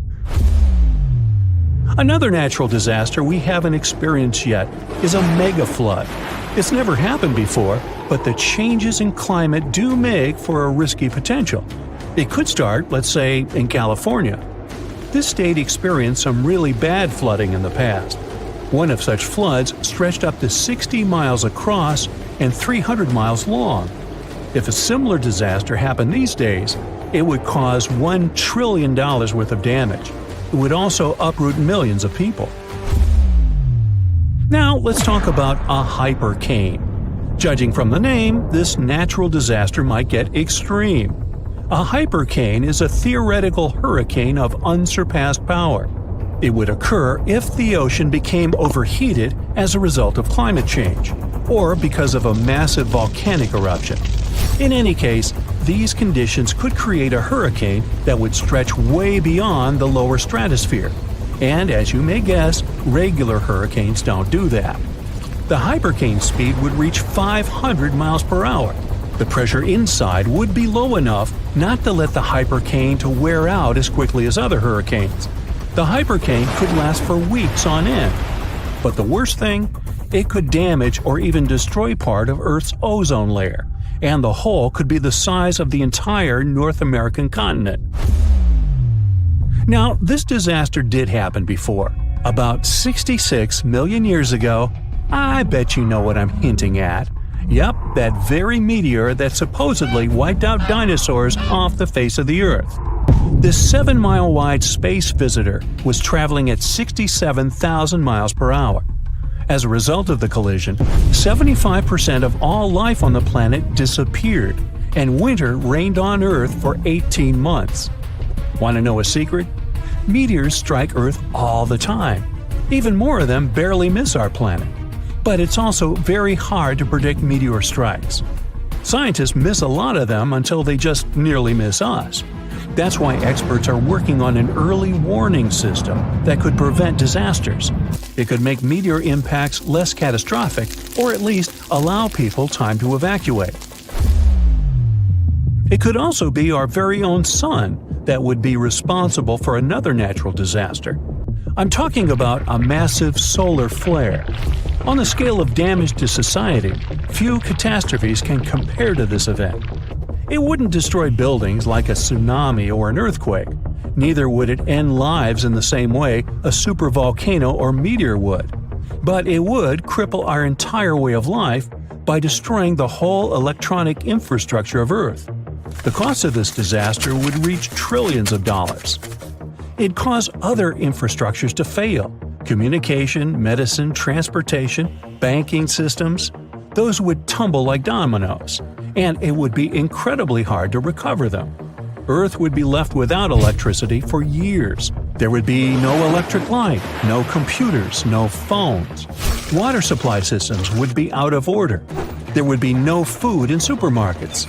There would be no electricity, and people wouldn't be able to reboot the already broken power grids. In 1859, people all over the world woke up in the middle of the night. It was as light as during the day. The skies were illuminated with auroras, red, green, purple. They appeared even in the regions where no one had seen them before, like the Bahamas, Jamaica, or Hawaii. Telegraphs got electrically charged, even though they were disconnected. In many areas, fires started. That was when technology barely existed. But imagine the avalanche of problems a solar flare could cause today. Back in the day, from 774 to 775, Earth got hit with a mega blast of radiation. This crazy burst of energy left its mark. 3 rings from that year show way too high levels of radioactive stuff. But what exactly caused it? Scientists are inclined to think that the reason was a solar flare. Some folks think maybe a massive supernova caused the radiation blast. But astronomer Phil Plait says that if that had been the case, it would have had to be less than 1,000 light years away and would have been crazy bright. But there's no record of that happening. No bright, shiny Death Star in sight. After looking at the radioactive carbon and beryllium in tree rings, scientists ruled out a bunch of other possibilities. At first, they considered that it was a smash-up between neutron stars or a neutron star and a black hole. These types of crashes produce a super quick blast of gamma rays without any light show, which lines up best with the evidence. But these kinds of collisions are super rare. Plate thinks it's kinda unlikely that this is the answer. He figures we should only see one of these events in our galaxy about once every million years. So having one just 1,200 years ago seems pretty wild. Scientists are seriously worried about these rare events. If one happened closer to Earth, it could seriously mess up life on our planet. Even if it was thousands of light years away, a similar event today could cause chaos with all the fancy electronic systems we've come to rely on. So it's a good thing those gamma-ray bursts are so rare, because if they were more common, Earth might be in for a rough ride. You may think that if our planet could withstand mega radiation blasts, it can easily withstand something less frightening. Let's say grasshoppers. Sorry to say that, but it's not exactly true. Back in 1874, during a hot summer in Kansas, things took a strange turn. Grasshoppers, or should I say locusts, invaded the Great Plains like nobody's business. They came down like a storm, blanketing houses, trees, and even poor trains passing by. These bugs were on a mission to cause chaos. Farmers had to scramble to protect their wells and just about anything else worth saving. Locusts landed everywhere, wreaking havoc on everything in sight. Even poor sheep lost their wool. Locusts even stripped paint off wagons and handles off pitchforks. This is how destructive they were. Livestock tried to fight back by eating them, but there were just too many of these insects. That year, those critters caused about $200 million in crop damage. The locust invasion was so tough, even the US Army stepped in to help. In the end, locusts began to disappear, sparing the plains from further devastation. Natural disasters can be even more unexpected than radiation blasts from space and locust invasions. Check this out. Back in June 2017, a reindeer herder up in northwest Siberia was minding their own business when they suddenly heard a crazy loud blast and saw smoke shooting up from the ground. If that happened to me, I'd need to change my pants. Sorry. Later on, they found this huge hole that was like 23 feet wide and nearly 65 feet deep and was surrounded by chunks of ice and dirt. It turned out that there were over 17 such black holes in the area. They were filled with peaty water and shrouded in mystery. Some folks thought those were sinkholes. Others were sure they were left by top-secret device tests or even a bunch of meteorites. Now, the latest idea is that these holes are actually craters caused by the Arctic warming up and melting the frozen ground. The theory states that as the ground thaws, gas pockets trapped beneath the surface burst through, creating such dramatic holes. Apparently, these eerie craters have been showing up in specific spots in Siberia where ancient geological faults have been leaking out hot natural gas for ages. Combine that with some leftover methane from old lake sediments, and you've got a recipe for some explosive surprises as the planet heats up. Not scared yet? All right, maybe you're afraid of darkness, huh? If so, you wouldn't like it back in 536. It's the year when the world went through a crazy 18-month period of darkness. A mysterious fog covered Europe, the Middle East, and parts of Asia, blocking out the sun and causing chaos. It was like the Dark Ages, but for real. It turns out that the main culprit behind this fog was a volcanic eruption in Iceland. This eruption spread ash across the northern hemisphere, causing temperatures to drop and crops to fail. People were freezing and starving. It was a mess. Historians from back in the day even talked about how weird it was. The sun looked like the moon, summers were freezing cold, and even China had summer snow. It was all because of the volcanic ash blocking out the sun. And to make things even worse, this period of darkness sparked the beginning of the bubonic plague in 541. Talk about a rough time to be alive. Let's go back to Siberia real quick. Back in 1908, way out in the wilds of Siberia, an asteroid dropped for an unexpected visit. Today, we know it as the Tunguska asteroid, but it didn't get its name instantly. Local folks only caught a glimpse of the show. A bright fireball streaking across the sky, followed by a massive boom. Trees went flying, fires blazed, and animals weren't too happy about it either. But since the area was so remote, not many folks took notice. For almost 2 decades, nobody bothered to check out the Tunguska site. People had too much on their plates back then. But then, scientists finally made it out there and found evidence of the asteroid's shenanigans.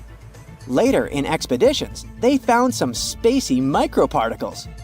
Fast forward to now, and NASA has a whole planetary defense thing going on. They even sent a mission to test out asteroid deflecting tech. Because who knows when the next cosmic rock will come knocking on our door, right? In the middle of the 19th century, there was one more epic solar storm called the Carrington Event. It may not sound like a big deal to you, but it had pretty rough consequences. The next day after the storm, Earth was hit with this insane geomagnetic storm that threw telegraphs off the rails and brought auroras to the tropics. And it's the place where they normally never show up. Turns out, all this space weather madness started with weird stuff happening on the sun's surface, like sunspots. From these spots, solar flares and other crazy electromagnetic stuff can pop out and mess with our technology. Massive solar storms like this one can shoot out from the sun at speeds of up to 1,800 miles per second. They can contain billions of tons of solar material, complete with a sassy little magnetic field that loves to mess with Earth's magnetic field when they meet. Now, listen closely. We're getting close to the next solar maximum in 2025, so it's a good time to check out the history of the worst solar storms, like the Carrington Event, and take notice. Imagine if a similar storm hit today. An internet apocalypse, anyone? Businesses would be sent offline and we'd be facing some serious damages. Luckily, these mega solar storms don't happen very often. But hey, space weather is tricky to predict, so who knows when the next one will hit? In 2015, a volcano erupted, and the seafloor dropped about 8 feet, like an elevator giving up mid-ride. By then, scientists had already put wires and sensors all over the place. The idea here was simple. Since it erupted fairly often, they wanted to predict the next disaster. And they sorta did. They circled 2025 in red and waited. Except nothing happened. But the ground is still swelling and quaking almost daily. And now everyone is worried. Let's see why. Axial Seamount is a volcano about 300 miles off the Oregon coast. But to really find it, you would need to dive almost a full mile. You'll also find something unexpected there – yellow cables, miles of them. This is one of the most watched volcanoes on the planet. Through a massive project called the Ocean Observatories Initiative, or OOI, scientists draped the underwater mountain in 550 miles of fiber optic cable. Sadly, it's an observatory in name only, serving more as a science experiment than a proper observatory. There's no cool-looking dome where people live and research underwater. These cables power a massive network of sensors. They count earthquakes, track the ground rising by fractions of an inch, and listen to the magma rumble. These sensors are so sensitive that they can feel the moon. When the tides rise, the extra water presses down on the volcano and sets off tiny earthquakes. To put this all in place, they had to use remote-controlled robots that dove down and physically plugged those sensors into the network. Plugging a TV into an extension cable in a dark room is hard. Now imagine doing that 4,600 feet under the surface. You're using a robot arm, and the pressure is strong enough to crush a small pickup truck. But why go through all this trouble? Volcanoes are lazy, most sleep for centuries. Some wake up once, flood half a continent with ash, and then go quiet for hundreds of millions of years. If you study volcanoes, you might wait your entire career and never see a single drop of lava. But Axial sits right where 2 tectonic plates are ripping apart. Magma is constantly refueling the tank. It's not the type that needs to wait hundreds of years to recharge. It can erupt every decade or so. Now, it doesn't blow its top like Mount St. Helens. There's no earth-shattering kaboom. Instead, the ground swells up, cracks open, and lava pours out quietly to create new rock. When the floor cracks, it blasts out a massive cloud of superheated water called megaplume that's packed with subsurface bacteria. It rises thousands of feet high and looks like a blizzard of white snow shooting through the dark ocean. Each eruption basically resets the biome, forcing life in the area to start over. That combination, frequent and calm, makes it perfect for study. It erupts often enough that we can actually collect data, and is predictable enough that we can build a model around it. By 2014, the observatory had already been in place, just in time for the eruption that happened in 2015. Scientists caught the whole event live. They had sensors on the seafloor that showed the ground puffing up like a giant balloon as melted rock gathered underneath. The ground rose up several feet until the pressure made the rock start to crack. This caused thousands of tiny earthquakes in just one afternoon. Then, miles-long cracks ripped open and lava poured out. As that magma leaked out, the ground lost its support. Eventually, the seafloor inside the volcano's crater collapsed. The whole point of capturing 2015 was to build a baseline. This is what right before an eruption looks like. So when the crater floor started rising again and the quake counts climbed, scientists figured Axial was heading toward another eruption in 2025. And then, nothing. Nada. Zippo. The signals reached the same zone that worked last time, but there was no eruption. It's like pumping air into a tire until it should blow, and it doesn't. So what went wrong for the researchers expecting a quiet explosion? What likely happened is that the volcano stalled. In 2015, the ground rose quickly, but nature likely changed the tempo. Magma is still filling the chamber, but it's pumping in slower than it did 10 years ago. It's also possible that the rock is stronger now, holding cracks better, forcing the volcano to swell even more. Now, there's also a third option, a quiet leak.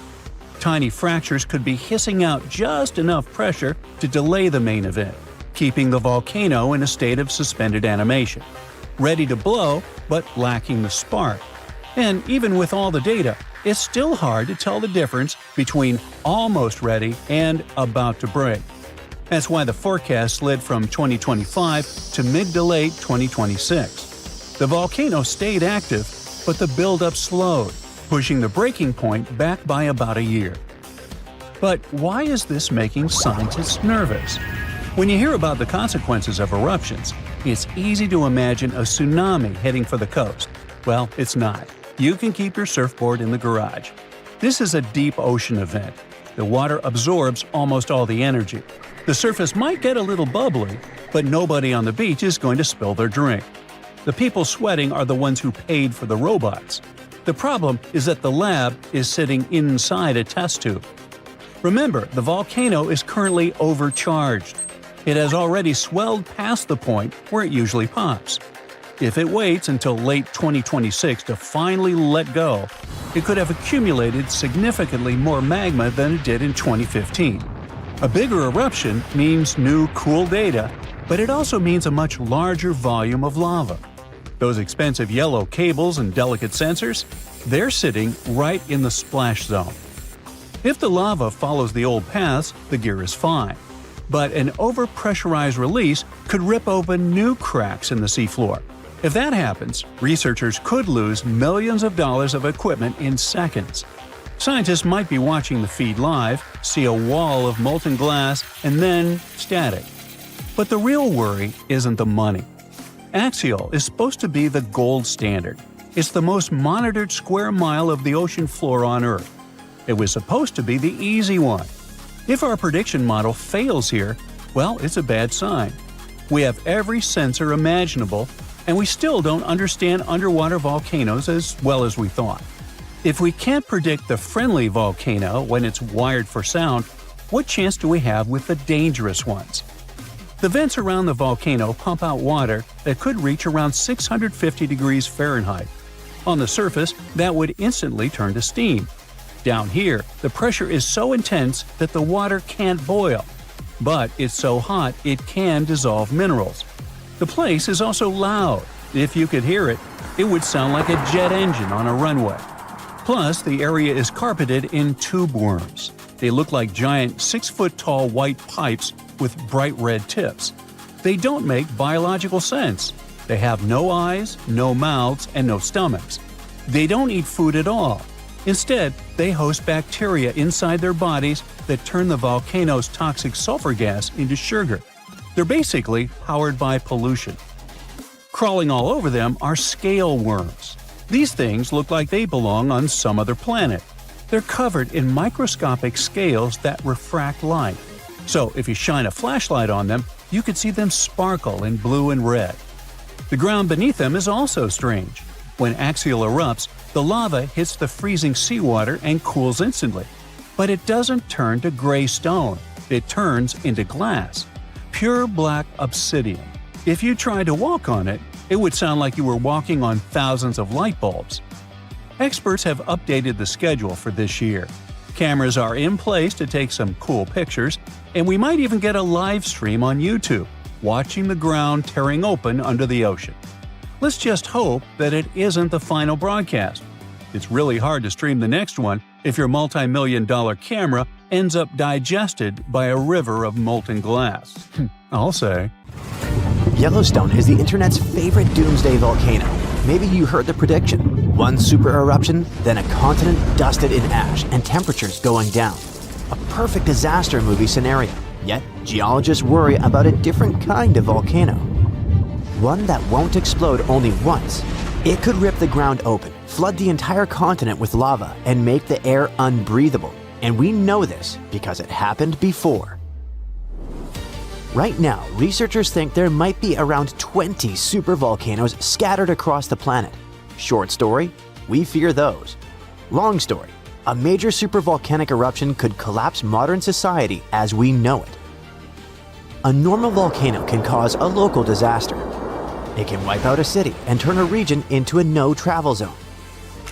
When Mount St. Helens exploded in 1980, it was huge.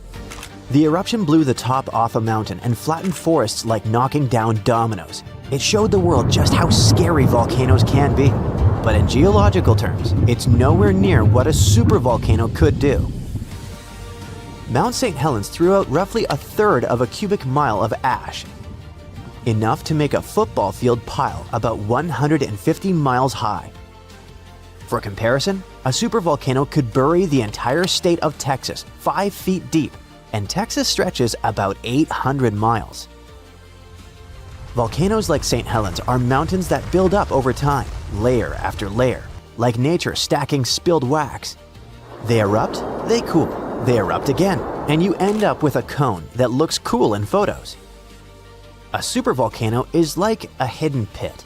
It resembles a giant underground tank of molten rock covered in a thick slab of crust. Imagine the magma chamber like a huge underground room, and the ground above it is the ceiling. During a super eruption, cracks rip open across that ground and magma forces its way up through them, like steam blasting out of a pressure cooker. Ash and gas roar high into the sky. It can start in multiple spots across a wide area, not one neat hole. The magma chamber underneath can empty so violently that the roof above it collapses, the land drops, and what's left is a massive bowl-shaped scar called a caldera. And Yellowstone is the prime example. About 631,000 years ago, Yellowstone had a massive eruption and it left behind a giant caldera about 30 by 45 miles across. Now it's a national park, but it's also basically a footprint, like a warning. If Yellowstone erupted again, the first super hot clouds of ash and gas could blast outward and burn everything nearby. Then the ash would spread. And ash is not like the fireplace dust. It hurts to breathe, it wrecks engines, and it can shut down flights and machines. Regular volcanoes mostly hit the area around them with lava. A super eruption turns the air itself into a real danger. Ash spreads far and jams the things we depend on. High up, sulfur can turn into a thin haze that will block some sunlight. That can cool things for a while and mess with growing seasons, even far from the eruption. And winds can spread that effect well beyond the US. However, geologists worry about something even worse. A kind of eruption that can keep going in waves and cover huge regions in lava. It's called a large igneous province. It's not one volcano, it's a whole stretch of crust that starts leaking lava through long cracks over and over for a long time. Instead of one giant explosion, it's more like Earth turning on a lava faucet that just keeps going. Imagine a crack in the ground hundreds of miles long. Out of that crack comes a sea of lava, but this isn't the sticky, slow stuff you see in Hawaii. This is hot, runny, fast-moving lava, and it doesn't stop. It spreads, floods low spots, stacks into layers, and then does it again. And that's what makes LIPs scarier than a supervolcano. They drag on. They can erupt in repeated pulses over hundreds of thousands to a few million years. We have scars to prove it right here in the US. About 17 million years ago, the Pacific Northwest ripped open and created the Columbia River basalt. Lava did not just coat the land, it drowned it. The total amount that erupted was around 42,000 cubic miles. That's enough to cover the whole US in lava about 58 feet deep. But how can Earth produce enough lava to bury a mountain range? It's because the planet is still churning inside. Imagine Earth like a pot of thick tomato soup sitting on a stove. Earth's core is the stove, and it's extremely hot. The soup is the mantle, a thick layer of rock that moves slowly. Now and then, a massive blob of superheated rock rises from deep in the mantle, possibly from the boundary above the core. Scientists call this a mantle plume. When it reaches the cooler crust, it spreads out, pushes upward, and when it breaks through, it does not build one neat mountain. It can open long cracks and feed eruptions in repeated bursts for a very long time. However, while lava burns everything in its way, it's not what wrecks the planet. The gas does. These eruptions release huge amounts of carbon dioxide and sulfur, and we can assume the consequences of that because it happened before, and not just once. About 252 million years ago, a massive LIP eruption began in what is now Siberia. It lines up with the worst extinction event in Earth's history, the Great Dying. Around 90% of species disappeared. Huge amounts of gas flooded the air and trapped heat. The ocean soaked up some of that gas and turned more acidic. Acid rain fell again and again. Life on Earth crashed. Scientists believe that in the last 500 million years, there have been 16 major extinctions like this, and that 15 of them line up closely with LIP timing.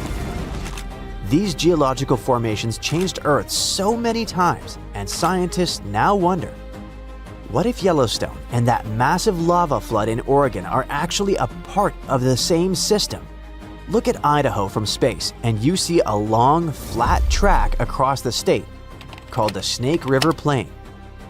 It points from the old lava flood region toward Yellowstone like a trail. That path exists because Earth's surface moves.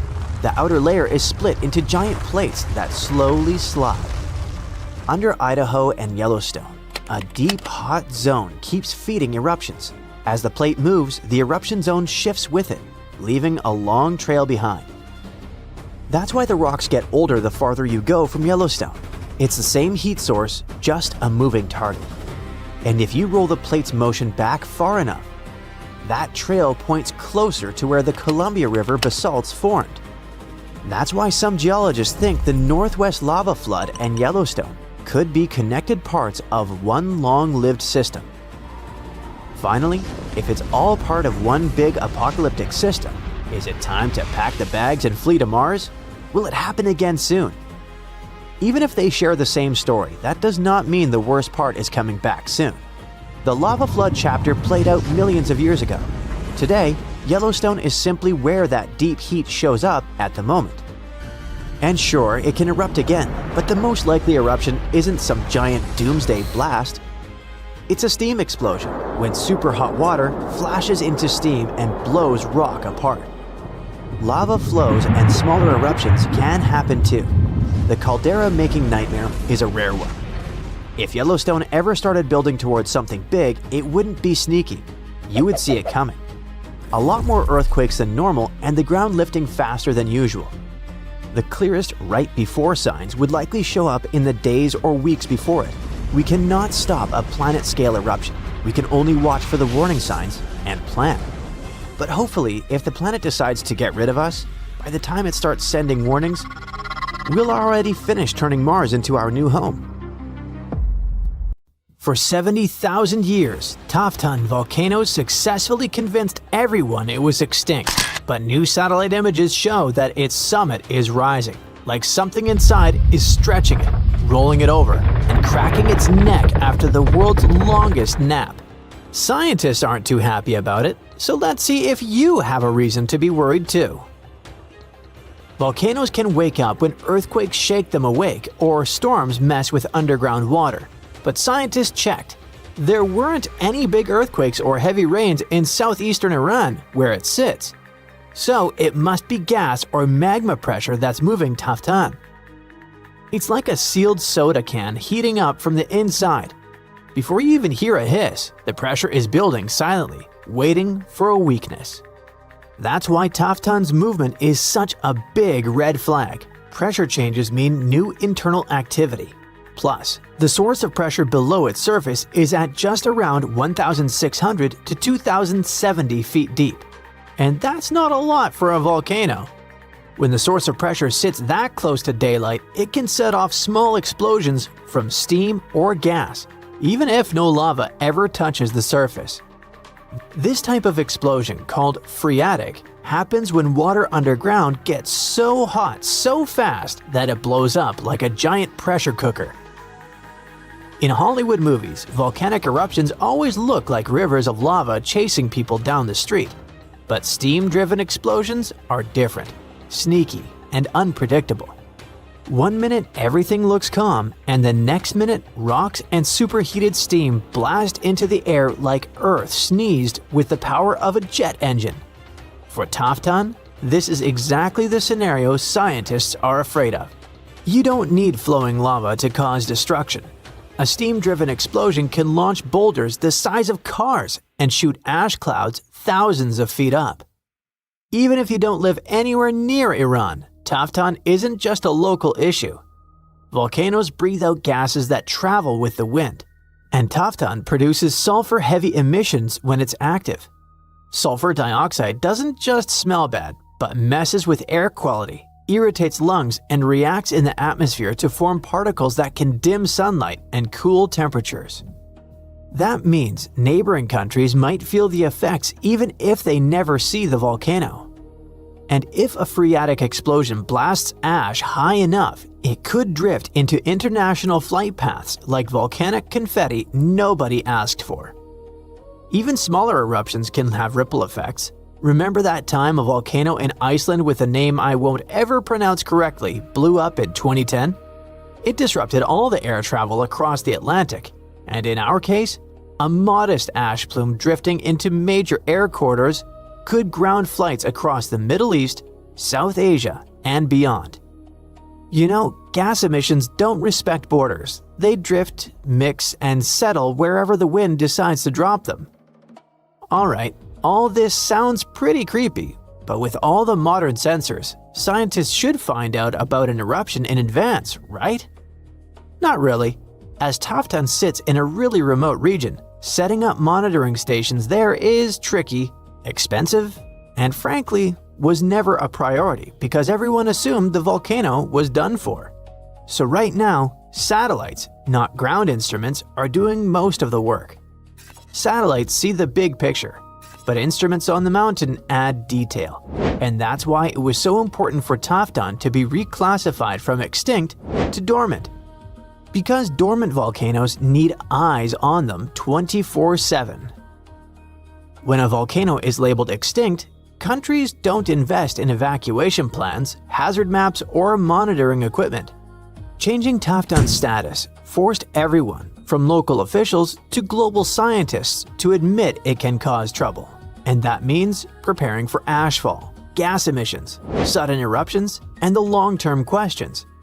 Questions like, what if this awakening isn't temporary? What if this is the beginning of a whole new activity cycle? Long term, Tofton might settle down again, or it might be entering a period of renewed activity. Volcanoes don't run on human timelines. A short-term phase for a volcano could be days or years, and the uplifting summit might mean there's deeper magma movement, not just a surface burp. It has gone up by about 3.5 inches over 10 months between July 2023 and May 2024. And a mountain rising is like Earth inhaling. And if Earth inhales too deeply, it eventually exhales. And in volcanic terms, that exhale is nothing good. Right now, Tofton is breathing in, and nobody knows when it plans to breathe out. This already sounds like too much drama, but there's more where it came from. Some of the biggest, angriest supervolcanoes on Earth are starting to wake up.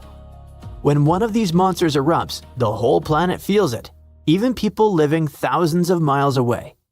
Scientists worry because a super eruption could move faster than our ability to prepare food, evacuate cities, or deal with the chaos afterward.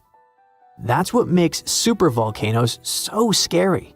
Not just the explosion, but how little time we might have to react. If you live near Naples, you already know at least one supervolcano and how it acts. Streets crack, steam leaks from the earth, the harbor fills with sediment, and swarms of small earthquakes rattle windows like underground thunder. All of that comes from Campi Flegrei, a massive supervolcano caldera that last erupted in 1538. For years, scientists read these signals as classic warnings of magma rising. But two recent studies, one in 2023 and another in 2025, completely changed how we understand what's really going on. And surprisingly, they brought a bit of hope with the danger. In 2023, studies zoomed in on carbon dioxide, a gas volcanoes pump out when magma starts acting up. At Campi Flegrei, CO2 levels jumped after 2005 to about 4,000 to 5,000 tons a day, which sounds like magma rising fast. But when scientists checked other gases like nitrogen and helium, the chemistry didn't fit that idea at all.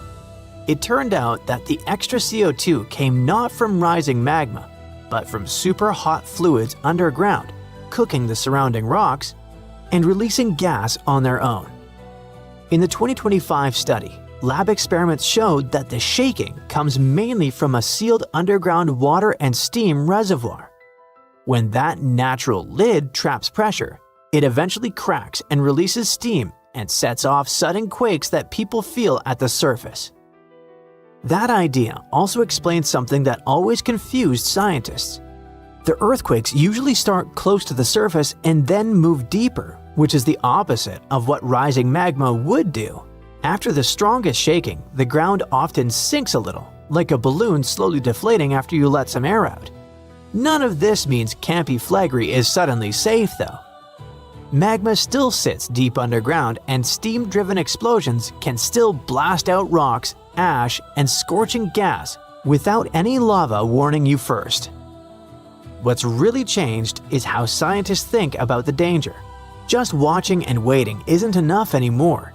If humanity only had 12 months of warning before a supervolcano eruption, we'd struggle badly.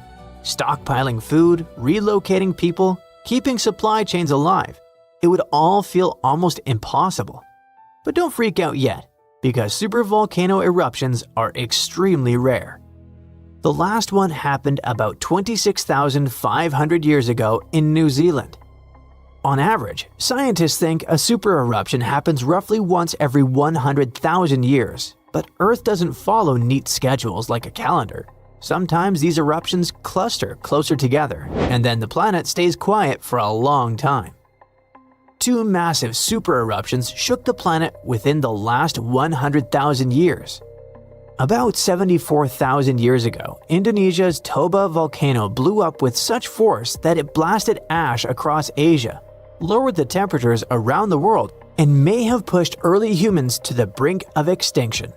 Then, around 26,500 years ago, New Zealand's Taupo volcano unleashed an eruption, covering huge areas in ash and reshaping the landscape we see today. There's always a chance another super eruption could arrive earlier than we expect. That uncertainty is what keeps scientists awake at night. Our planet's biggest and meanest supervolcanoes are waking up. When they erupt, you'll surely notice it, even if you live thousands of miles away from the epicenter. Scientists are worried we might not have enough time to prepare and deal with the consequences of a super eruption. There's some volcanic activity close to the Italian city of Naples. And no, it has nothing to do with the famous Mount Vesuvius, but with another volcano.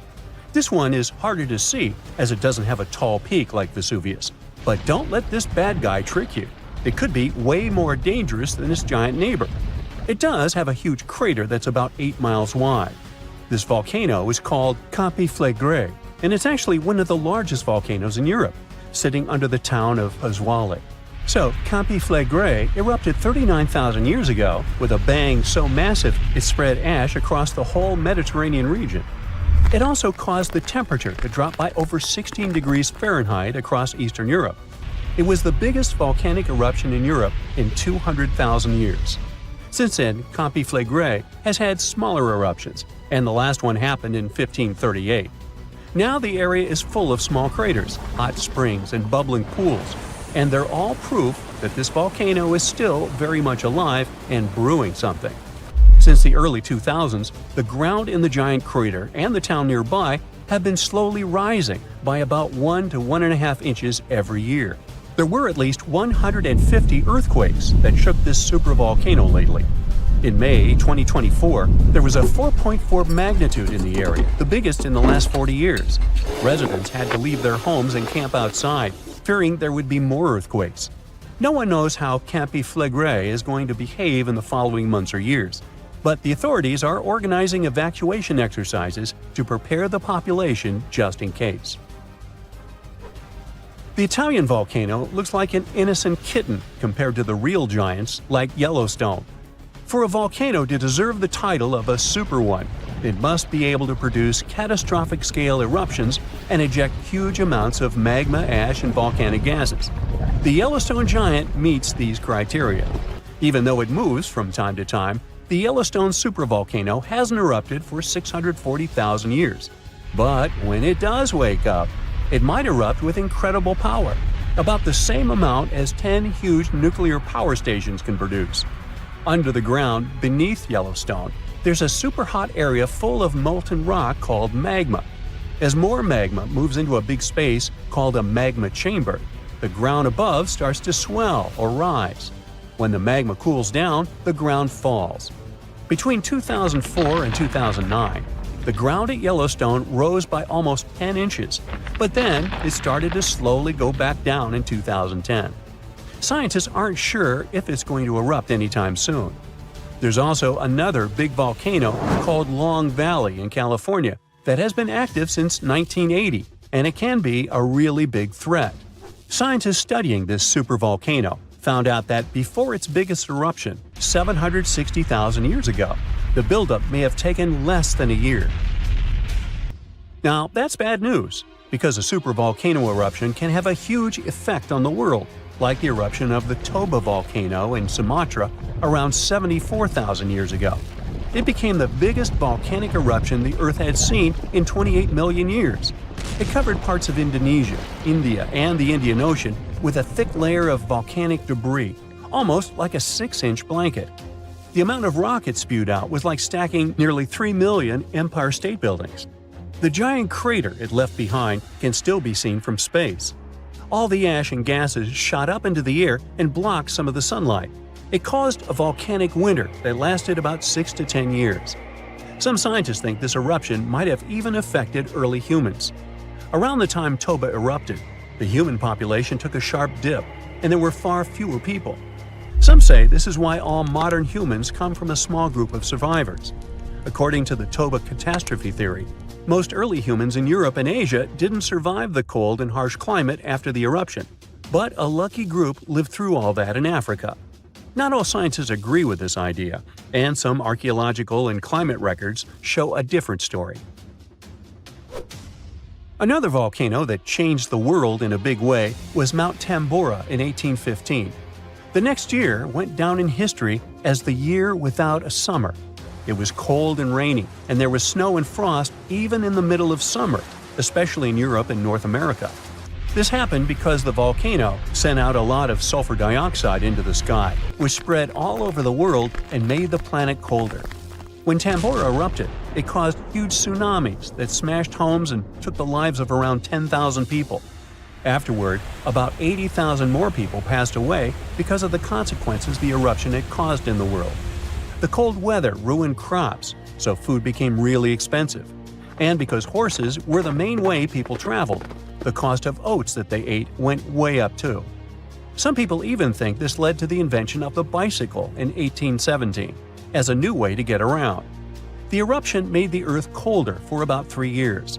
Now, even though the Tambora eruption was so powerful, Krakatoa, another volcano in Indonesia, stole the show when it erupted in 1883. It was just easier to spread information about it through telegrams and photos. Its final blast was the loudest recorded sound in history, and people could hear it on 10% of the entire Earth's surface. The eruption started a tsunami, with waves about half as tall as the Statue of Liberty.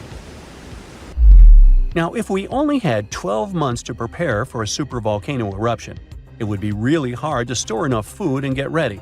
But don't panic just yet. Supervolcano eruptions are very rare, and the last one happened 26,500 years ago in New Zealand. Scientists think that a super eruption happens once every 100,000 years on average. But the sad part here is that the Earth doesn't follow a perfect timeline. There could be clusters of super eruptions with shorter gaps between them and then longer quiet periods. Since there have already been 2 super eruptions in the last 100,000 years, there's always a chance one could happen again sooner than we expect. Plus, although there are places like Yellowstone and Long Valley where we expect volcanoes to erupt, there are less obvious possible hotspots. In Chile, there's a volcano called Laguna del Maule that has erupted in the past and left behind a huge crater. Over the last 20 years, the ground there has been swelling really fast, rising up to almost 1 foot a year. Some people are worried that this could be a sign of a big eruption coming. But scientists say there's not enough magma yet to cause a super eruption. In Bolivia, the Jutarancu volcano is also acting up. It's part of a group of volcanoes that have caused super eruptions in the past. Since the 1960s, the ground around Jutarancu has been lifting, but the last eruption was 250,000 years ago. Even though the magma might be rising, it's not enough to worry about just yet. The chances of a super eruption happening during our lifetime are 1 in 1,400, which is pretty low, so you don't need to worry too much. But just like someone wins the lottery every week with very small chances, a super eruption could happen sometime in the future, and when it does, we'll need to be prepared. The latest super eruption of Yellowstone occurred 640,000 years ago, and it was long before Homo sapiens saw the light of day. But we were around during another, no less devastating natural disaster. This super eruption took place on the island of Sumatra around 74,000 years ago. That's when an erupting supervolcano wreaked havoc on huge territories, sending up plumes of debris and ash that spread for thousands of miles and caused temperatures on the planet to plummet. The effects of this super eruption were visible as far away as southern Africa. Experts believe they could have impacted early humans there. By the time the volcano erupted, our ancestors had already been using stone tools and had likely known how to produce yarn. And some specialists even think that the Toba super eruption was so powerful it could push our ancestors to the brink of extinction. They claim that Toba might be the largest volcanic eruption to occur on Earth within the last 2 million years. The eruption disgorged so much pyroclastic rock it would be enough to cover the entire United States to the depth of a 1-story house. About a third of that deposit piled up on northern Sumatra, while a lot more ended up beneath the floor of the Indian Ocean. The The supereruption left an elliptical crater lake around 60 miles long. The caldera is so large it's hard to feel that you're indeed in a volcano. Pumice deposits from the eruption remain in the canyon walls and go deep below the ground. There aren't many arguments about the amount of pumice and ash involved in this disaster. At the same time, experts aren't sure how much sulfur ended up in the atmosphere. Even some sulfur layers in the polar ice could be potential candidates, but so far, scientists haven't found any connection between them and Toba. But let's get back to the dramatic impact the supereruption had on early humans. It turns out some not only survived but even thrived after this natural catastrophe, at least judging by the artifacts they made during and after the eruption. The disaster might not have posed a serious threat to those of our ancestors who took refuge along the coast. Genetic evidence hints that modern humans descend from a few thousand people that ventured out of Africa around 60,000 years ago. Why just a few thousand? According to some experts, the rest of our ancestors could have been devastated by the Toba eruption. After all, the supervolcano spewed out 1,000 cubic miles of dust and rock in a flash, leaving a scar in the ground that was dozens of miles wide.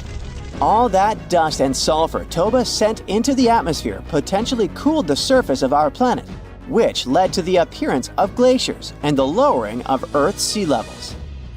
And since Toba might have had an important role in shaping humankind, scientists have been working hard trying to understand precisely how early humans reacted to this disaster.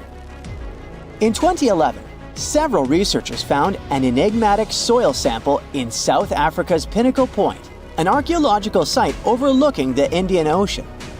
This sample contained some volcanic ash. After examining the layer, they found more than 400,000 artifacts left by early humans. Those ranged from heat-treated stone tools to signs of fire and animal bones. Based on this finding, the team suggested that early humans on the South African coast thrived after the eruption, living in that area for thousands of years and improving their tools. The region might have served as a refuge during and after the Toba eruption. A 2009 study suggested that the eruption could have lowered global temperatures by 14 degrees Fahrenheit. It would have made survival tough elsewhere in Africa. If there had been a volcanic winter, it wouldn't have been as cold along the coastline. On the other hand, newer studies claim that Toba spewed out so much sulfur into the atmosphere that the resulting aerosols could have stuck together, which would have limited their cooling effect in the long term. In other words, right after the eruption, temperatures would have plummeted, but only in some regions. And after 3 years or so, the effects of the eruptions would have calmed down altogether, becoming not dangerous to humans. Well, apparently, more research is needed. Meanwhile, let's figure out if we should watch out for any volcanoes these days. Last year, thousands of small earthquakes shook the ground near Iceland's Svartsengi geothermal power plant. Magma rose to the surface there, and now it has opened wide fractures slicing through the small town of Grindavik. The ground there is still swelling, and an eruption might happen with little notice. But of course, that's not all.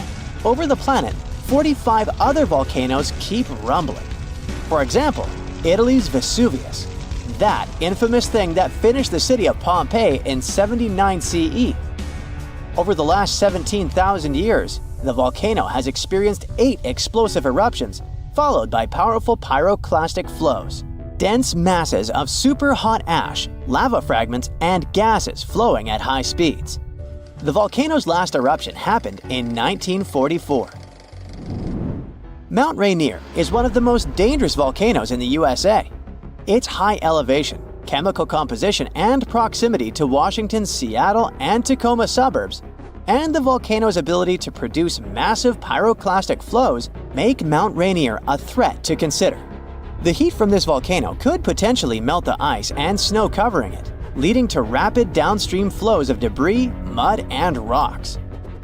The Novarupta volcano in Alaska's Katmai National Park and Reserve formed in a 1912 eruption, which was the world's largest in the 20th century. The volcano sent almost 7 cubic miles of ash and debris into the air.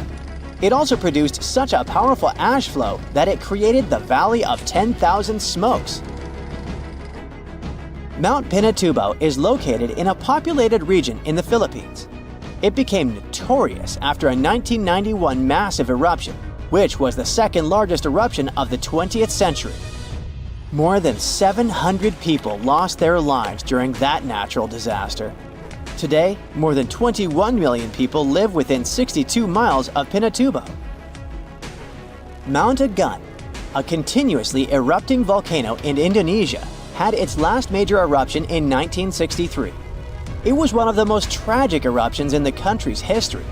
It lasted for 11 months, producing ashfall and pyroclastic flows that led to the loss of more than 1,000 lives and serious property damage. People saw ash plumes above the volcano throughout 2018, following the eruption in November 2017. Japan's Mount Fuji hasn't erupted since 1707. That year, a massive earthquake likely set it off. In 2014, experts warned that Fuji could be at risk of another eruption following the 9-magnitude earthquake that shook Japan in 2011. Experts believed the earthquake had raised pressure below Fuji. The eruption in 1707 sent so much ash and debris into the air that all this mass even reached Tokyo.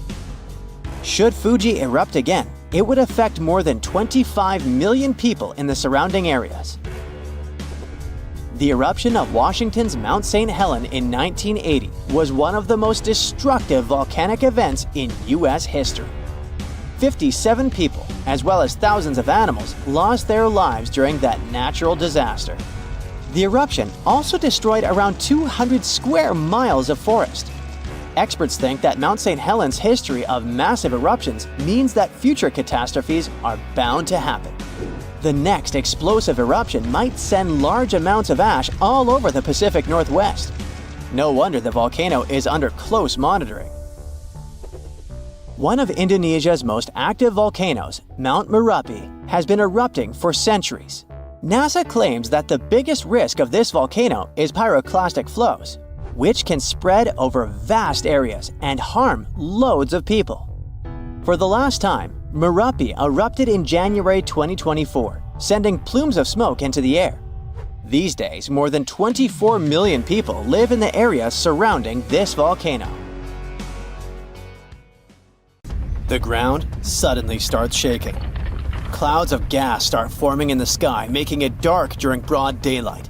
Bits of the ground start swelling, lifting, and even collapsing. These are the telltale signs of a volcano that is bound to erupt.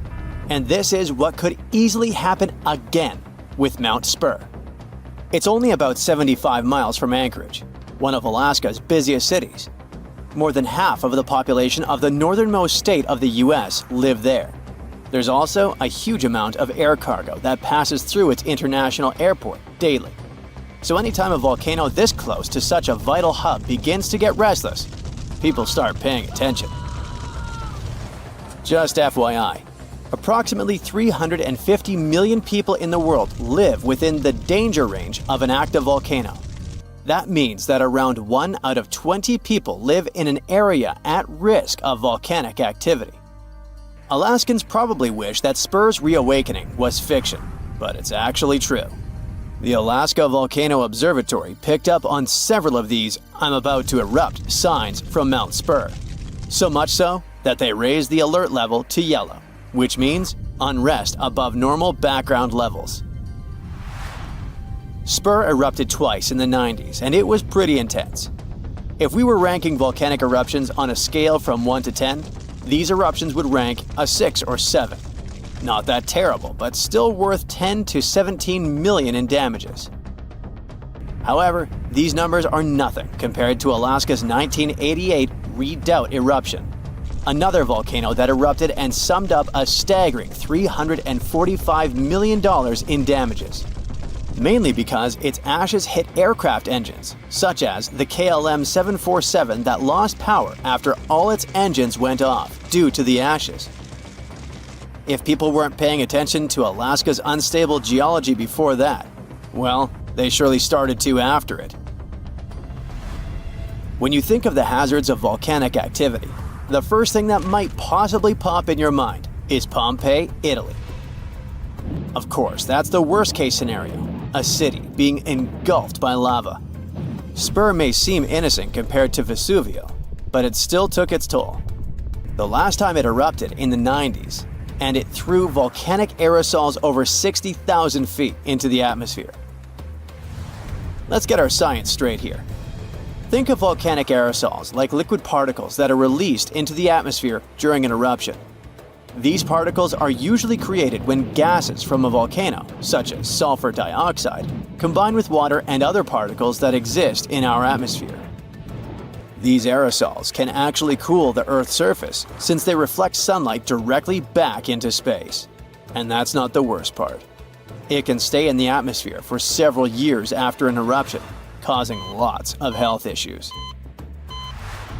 The eruption unleashed blazing fast avalanches of hot gas and ash called pyroclastic flows, along with thick, muddy floods known as lahars. Oh, and there were also the massive volcanic boulders. These rock chunks were huge, some over 3 feet long, and they blasted out from the volcano like nature's cannonballs, landing more than 6 miles away. All that volcanic heat melted part of a nearby glacier, kicking off debris flows that dammed up the Chakachatna River and created a whole new lake along the valley. Some good came out of Spur's first eruption, though. The main lesson was, volcanic monitoring pays off.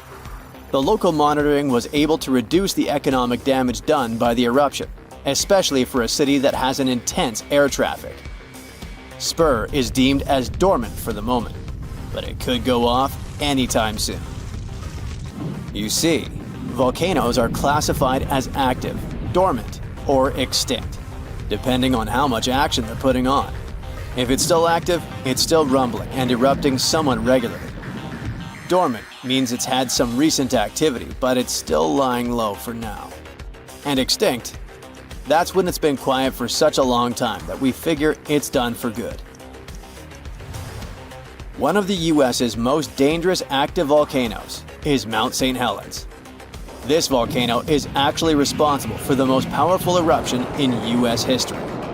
Its last blast was so intense, it threw off about 1,300 feet off its summit. Basically, the top of the mountain vanished, and if you thought Mount Spur's ash cloud was impressive, St. Helens wins the competition since it launched its ashes 80,000 feet into the sky. Eastern Washington plunged into total darkness. But it wasn't just that. In a matter of 3 minutes, the eruption hurled 3.7 billion cubic yards of blazing rock and dust, enough to fill 1 million Olympic-sized pools across 230 square miles of lush forest. Actually, the earthquakes that anticipated the eruption started weeks before May 18, 1980. A ground shake of magnitude 5.0 went off, triggering a landslide on one side of the volcano. By the end of the official eruption date, 57 people had lost their lives. Nearly 7,000 big game animals like deer and elk were wiped out, and millions of birds laid scattered on the burnt earth. Researchers don't think St. Helens will blow at the same magnitude again anytime soon, but they're keeping an eye on it, because this volcano is not exactly finished. By the way, the word volcano comes from the Roman name Vulcan, which was the Roman deity of fire, and they often happen at the meeting point of tectonic plates, which are the pieces of the Earth's surface that fit together like a jigsaw puzzle. The so-called Ring of Fire, located in the Pacific Ocean, is the world's danger zone when it comes to volcanoes. It contains between 750 and 915 active volcanoes. The largest volcano located in the Ring of Fire, also the largest active volcano in the world, is the Mauna Loa. It's over 13,000 feet high, and it's located in Hawaii. Researchers say that Mauna Loa has been erupting for at least 700,000 years. Its most recent eruption began on the 27th of November 2022, and it lasted until December 13th. It's been quiet since the 80s until it decided to wake up again. Thanks to constant monitoring by the Hawaiian Volcano Observatory, it didn't cause any casualties when it last erupted. Scientists have been investing big time on volcanic monitoring, not only to reduce economic hazards, but also to save lives. The most recent attempt has been to drill into volcanoes. Recently, a group of scientists went all the way to Iceland in one of the world's volcanic hotspots. There are around 33 active volcanoes in Iceland alone, but the one that is the most interesting to them the most is the Krafla volcano. The Krafla has erupted around 30 times in the last 1,000 years, and its most recent eruption was in the mid-1980s.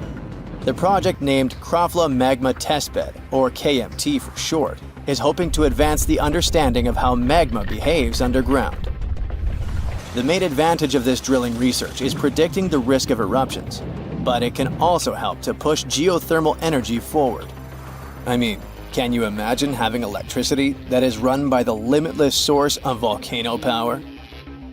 The KMT team will begin drilling holes deep into volcanic ground in 2027. They're aiming at reaching over a mile into the ground. After all, it's different to monitor lava activity when it's on the surface than when it is still below ground. This will allow researchers to listen to the pulse of the Earth, according to them. They're saying this research is as revolutionary as the first time man went to the moon. Oh, and speaking of that, I was shocked to discover that volcanoes exist all throughout the solar system.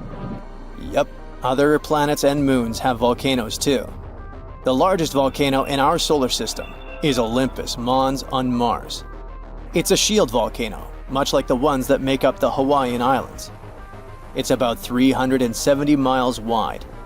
If we transported it all the way back to Earth, it would almost occupy all of Poland. Yikes. Imagine standing in the middle of Europe 40,000 years ago. The landscape is rough, cold, and unforgiving. Fast food is scarce, and there's no internet.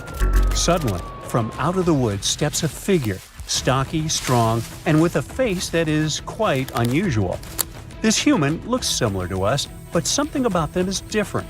Their brow is heavy, their nose is broad, and their body seems to be built to fight nature itself. Well, congrats! You've just met a Neanderthal. You might have thought that Neanderthals were basically ancient humans, but that's not really true. We come from the same genus called Homo, but we, all modern humans, belong to one same species called Homo sapiens. However, there used to be lots of human species before, and Homo neanderthalensis was just one of them.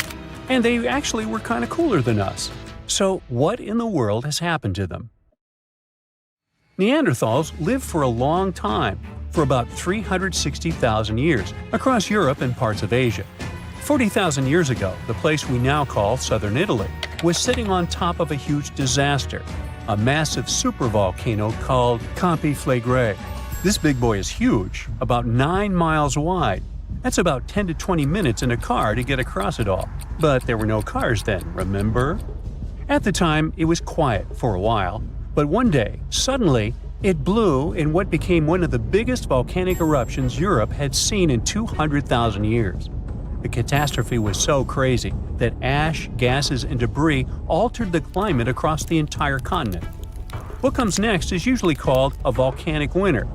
Average temperatures drop, the sky gets darker, and life becomes even harsher than it already is. The eruption, known as the Campanian Ingumbrite, caused Europe to cool by as much as 7 degrees Fahrenheit.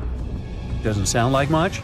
Well, the drop of even 1 degree would cause winters to become harsher, causing horrible snowfall, rains, and floods. Crops would struggle to grow, leading to food shortages. The weather would go wild, too, with storms and droughts. Hey, kind of like now. Except multiply this by 7. Events like these caused some huge chaos in modern times. You can imagine what it did to the Neanderthals. But in reality, a simple volcanic eruption shouldn't destroy an entire species, right? Well, yes. The truth is, the Neanderthals were already hanging by a thread back then, and all because of us. They've been in a tough spot for a while. They lived in places that are now parts of Europe, Western Asia, and the Middle East. Modern humans, us Homo sapiens, entered Europe and were giving them some serious competition for food and shelter. Homo sapiens were sneaky dudes, better at finding food, easily adapting to different environments, and using more advanced tools. We were pushing Neanderthals out, trying to get the same resources. We literally made their extinction a slow and very unpleasant process. So, while the volcano definitely made things worse, it wasn't their only problem, and they didn't completely disappear after the eruption. Some of them hung on in isolated places, like Gibraltar, for another 12,000 years. That's because it's likely most of the severe cooling actually happened farther east, away from where the Neanderthals were trying to survive, and it didn't hit their homes as hard as we thought. In fact, the eruption may have even helped them, at least for a while. Some scientists say that the volcanic fallout might have slowed down modern humans' expansion into Neanderthal territory and gave the poor fellas a little more time to survive. So, the Campi Flegrei eruption was a nasty event, but it only delayed the inevitable. Campi Flegrei is a wild card. It's also known as the Fields of Fire. The air itself there is thick with legend. The Greeks and Romans believed this volcano was the gateway to the underworld. Even an ancient Roman poet, Virgil, mentioned this in his famous story, the Aeneid. The hero Aeneas must descend into the underworld, and this place is exactly where he starts. Back in the day, this landscape was full of Roman villas, spas, and fish ponds. The elite had the time of their lives there. What they didn't know, though, was that they were standing on treacherous ground that could go crazy at any moment. The Campi Flegrei is not your typical volcano. You'd imagine a single towering peak, but the landscape looks deceivingly calm, with small features popping up here and there. But if you flew above it, the sight would be insane. A gigantic circular basin, peppered with volcanic cones and craters, like scars from the Earth's violent past. The danger here lies in its subtlety. The ground beneath your feet is constantly shifting, even when you don't notice it. Every so often, the land rises, only to sink again, sometimes by several feet, as magma or gas moves beneath the surface. It's incredibly creepy. The risk is almost invisible. The Campi Flegrei is a massive depression formed by two colossal volcanic eruptions. One of them was the one that cooked Neanderthals, and another happened 15,000 years ago.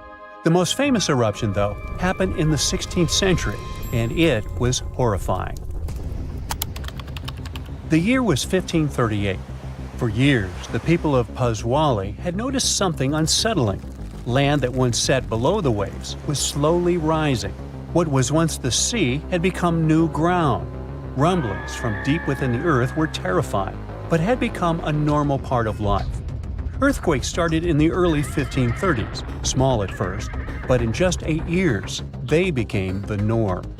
Until one day, on September 28th, horrifying tremors shook the ground. By the next evening, as the sun dipped below the horizon, a massive crack ripped open the earth near the ancient Roman town of Tripergoli. From this gash spewed fire, smoke, and a rain of volcanic ash miles away. It was thick and muddy, likely mixed with underground water. The ground trembled as hot pumice rock was thrown high into the air. And then a new mountain began to rise from the land. This was the birth of what we now call Monte Nuovo.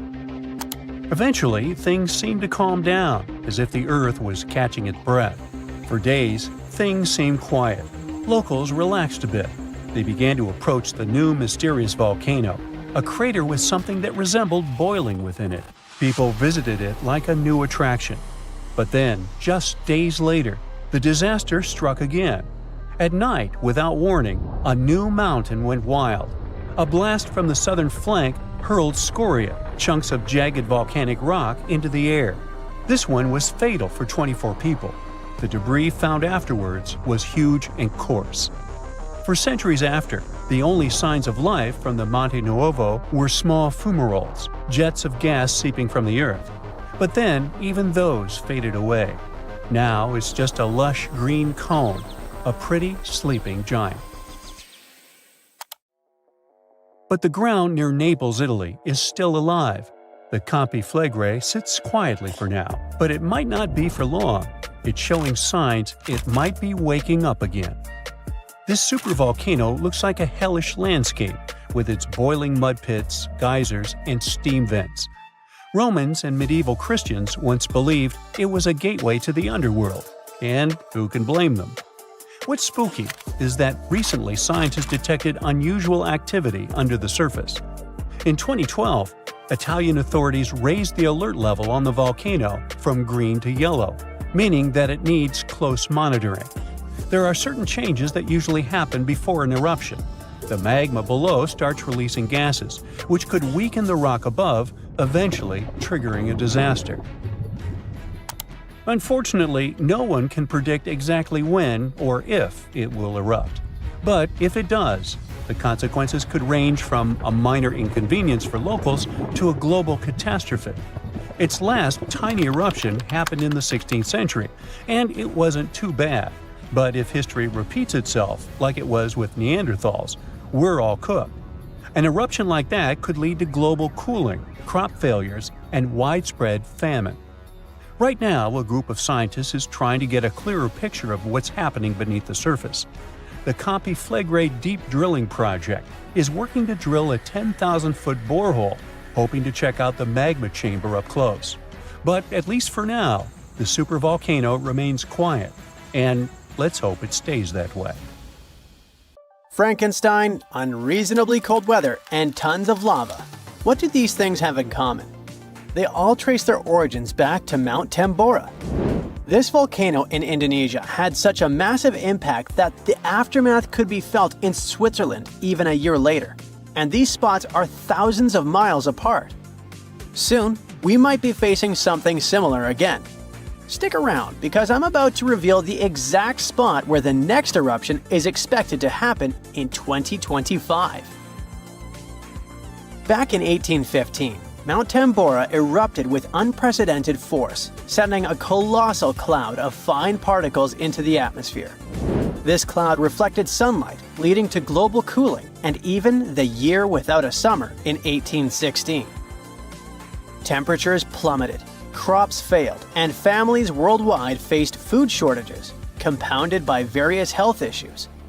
Fun fact: Frankenstein appeared because of abnormally cold weather in the summer of 1816. The author got stuck indoors in Switzerland and wrote this story to pass the time. But that is the only positive aftermath. In England and Ireland, people struggled to find food. The crops were too bad that year, and this year without summer cost them lives, all because of the eruption in Indonesia. While many other volcanoes have erupted since then, none have had consequences as dramatic as Tambora. However, climate professor Marcus Stoffel from the University of Geneva believes potential serious eruptions aren't just a matter of luck, it's only a matter of time. So it's up to us. We can sit back and wait for the inevitable, or we can start preparing today. This future eruption will happen in a world that's vastly different from the one in 1815. Not only is our planet more densely populated now, but we've also experienced irreversible changes that affect our daily lives. Now, if you think volcanoes are always the bad guys, think again. They've actually played a crucial role in shaping our planet. They help with land formation, atmospheric development, and climate modulation. Just look at Yellowstone, for example. When thick lava oozed to the surface, it spread across the landscape and transformed the area forever. When volcanoes blow their tops, they release a mix of lava, ash, and gases, including carbon dioxide. But don't worry, compared to the emissions from fossil fuels, the amount from volcanoes is pretty tiny. What scientists are really keeping an eye on is sulfur dioxide, because it can have a big impact on our climate. When a major volcanic eruption happens, it can send sulfur dioxide soaring into the stratosphere, which is about 7 miles up in the atmosphere. Once there, it transforms into tiny aerosol particles that scatter sunlight, helping to cool the planet. This cooling effect isn't immediate though. Those particles can hang around for a couple of years and even circulate all around the globe. Nowadays, we've got special equipment to monitor sulfur dioxide emissions from space. Take Mount Pinatubo in the Philippines. During its eruption in 1991, it released around 15 million tons of sulfur dioxide. Now, while that's a lot, it wasn't quite as massive as the eruption of Tambora. Still, Pinatubo managed to lower global temperatures by about 0.5 degrees Celsius for several years. Tambora, on the other hand, dropped average global temperatures by about 1 degree Fahrenheit. I know what you might be thinking. That's not much, but trust me, it makes a difference. If the planet warms up by just 1 degree Fahrenheit, it could really mess with sea levels. Experts think we might see a rise of up to 8 inches by the end of this century. This could wipe out a lot of farmland and coastal habitats, which would be a huge blow to many communities. So maybe a volcano eruption that can cool off the planet is like a natural mechanism helping us out? Not exactly. While it does cool the planet off, don't get tricked into thinking it's the kind of coolness our planet needs. Such temperature shifts can severely mess up with the crops, like they did in 1816. There's also evidence that major eruptions can disrupt rainfall patterns, leading to drier conditions in monsoon regions across Africa and Asia. You see, the summer monsoon relies on the temperature difference between land and ocean, which can be altered by volcanic activity. Interestingly, a warmer climate may enhance the cooling effects of volcanic eruptions. Experts explain that the formation and movement of aerosol particles depend on climate conditions. As global temperatures rise, faster air circulation can lead to smaller aerosol particles, which are more effective at scattering sunlight and thereby intensifying the cooling effect. Oceans also contribute to this dynamic. A warming ocean surface creates a stratified layer, hindering the mixing of warm and cold water, which could mean that volcanic eruptions primarily cool the upper ocean layer and the atmosphere above it, according to Stoffel. Moreover, climate change may influence volcanic systems directly. The melting of ice can trigger more eruptions by reducing the pressure that allows magma to ascend more easily. Additionally, increased rainfall associated with climate change can seep into the ground and interact with magma, potentially sparking eruptions. While the prospect of a cooling period due to a volcanic eruption might seem beneficial amid climate change, scientists warn that the effects could be dire. The immediate consequences could be severe, particularly for the estimated 800 million individuals residing near active volcanoes. A major eruption could devastate entire cities. For example, Campi Flegrei, located near Naples, Italy, is showing signs of increased activity and threatens the lives of about 1 million people. Now, if you're from Oregon, beware, as experts say this state might experience volcano eruptions. Are you scared? Don't be. It's actually not as scary as it seems. Let me explain why. There are more than 80 volcanoes in Oregon, but we're not interested in a single one of them because it's an underwater volcano that is likely to erupt in 2025. Axial Seamount is the most active volcano in the Pacific Northwest, yet it remains largely unknown to the public due to its location approximately 300 miles offshore and nearly a mile beneath the ocean surface. While its upcoming eruption is expected to pose no threat of a tsunami or significant land-based earthquakes because of its depth and distance from the Cascadia Fault, the data gathered from studying its eruptions can enhance our monitoring of potentially more hazardous volcanoes. Let's call it a friendly eruption, shall we? In reality, predicting eruptions is a complex endeavor. We often encounter alarming headlines, such as, "Yellowstone is about to erupt." Should we take these claims seriously? Not really. Yes, Yellowstone sits atop an active supervolcano that has experienced 3 major explosive eruptions in the past 2.1 million years. The last eruption occurred approximately 70,000 years ago, with the most significant explosion taking place around 631,000 years ago, forming the massive Yellowstone caldera. Naturally, many people are curious about whether Yellowstone will erupt again and when that might happen. Fortunately, scientists are employing new techniques to delve into these questions. A recent study suggests that Yellowstone is unlikely to experience another major eruption anytime soon. The reason is that the magma beneath the park is divided into a network of separate chambers. While there is a substantial amount of magma present, it's not sufficiently interconnected to support an eruption. Previous studies proposed that the existence of a massive layer of magma beneath Yellowstone, but these latest findings change that notion.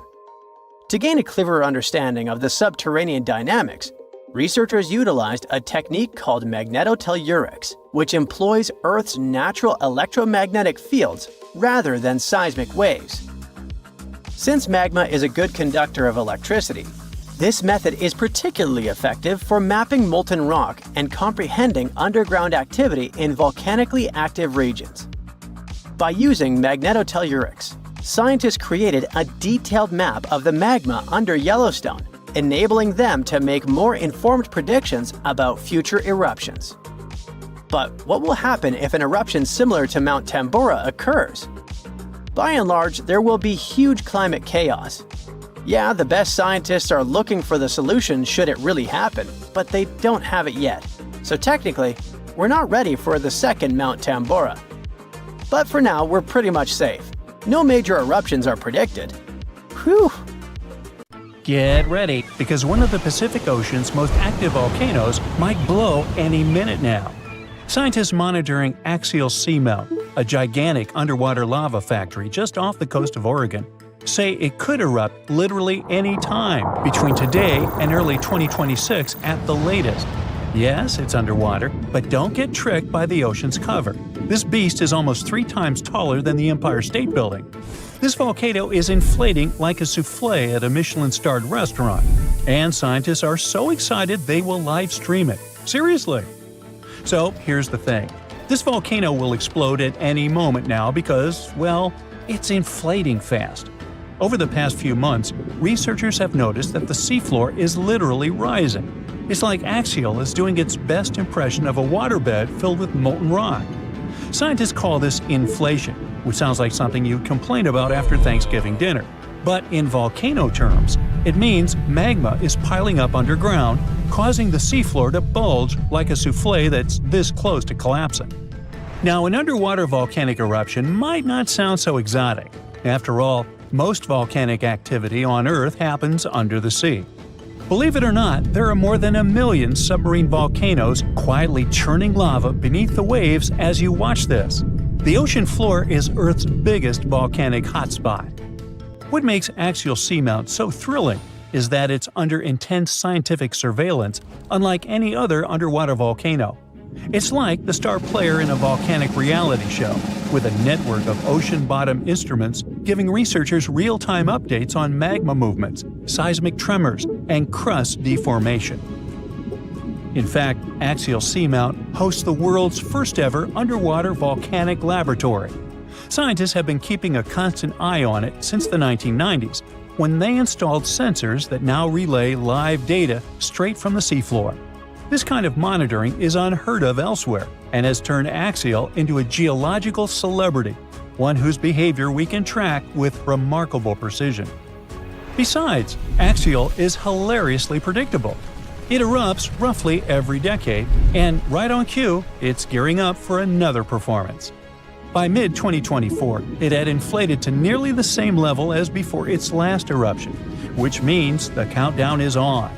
Scientists are so confident in its schedule that they've set up a volcanic advent calendar, waiting for the day when Axial decides to pop. But hold on, Axial Seamount isn't just your average underwater volcano. It's got style, personality, and a geological identity of its own. Now, most underwater volcanoes, called seamounts, tend to look like cones or flattened domes. Axial laughs in the face of tradition with its unfashionably rectangular caldera, a 2-by-5-mile crater that looks like it was designed by a geologist with a ruler and a grudge against curves. Most volcanoes opt for the classic circular look, but Axial, it went full avant-garde. This caldera is punctuated by fissures, vents, lava channels, and mysterious dome-like structures that rise hundreds of feet high. It's like the volcano's wearing a funky geometrical crown instead of the usual rounded hat. What's more, Axial's location is like prime real estate for geological fireworks. It sits right where two major forces collide, literally. First, it's on the Juan de Fuca Ridge, an underwater mountain range formed where two tectonic plates are slowly pulling apart, like a zipper being undone. Second, it's perched atop the Cobb Hotspot, a deep mantle plume that acts like Earth's sneaky magma espresso machine, pumping molten rock from deep inside the planet and fueling a whole chain of seamounts. To put it plainly, it's like the tectonic plates are reluctant dance partners, sliding away from each other, while the Cobb Hotspot acts as the DJ, turning up the heat and keeping the magma party going. This dual influence creates a complex plumbing system inside the volcano, with magma chambers filling, draining, and shifting in ways scientists are still trying to decode. The competition between the spreading plates and upwelling magma is what gives Axial its unique geological fingerprint, and it's also why this volcano keeps surprising us. Now, we said that Axial Summit isn't just a crater. The truth is that inside, the action gets even weirder and cooler. Well, hotter, but you get it. Axial hosts black smoker hydrothermal vents, which blast superheated water at temperatures exceeding 700 degrees Fahrenheit. This is no ordinary underwater hot tub. These vents create one of Earth's most extreme environments, where bizarre creatures thrive in total darkness and scalding heat. Giant tube worms, crabs, colonies of bacteria, and even octopuses live off the mineral-rich plumes that gush from these vents, forming ecosystems completely independent from sunlight and photosynthesis. It's like an alien world beneath the waves, thriving off the volcano's fiery breath. These vent communities are crucial to science, not just because they're strange, but because they may resemble the earliest ecosystems on Earth. Some researchers believe life on our planet may have originated in similar deep-sea hydrothermal environments billions of years ago.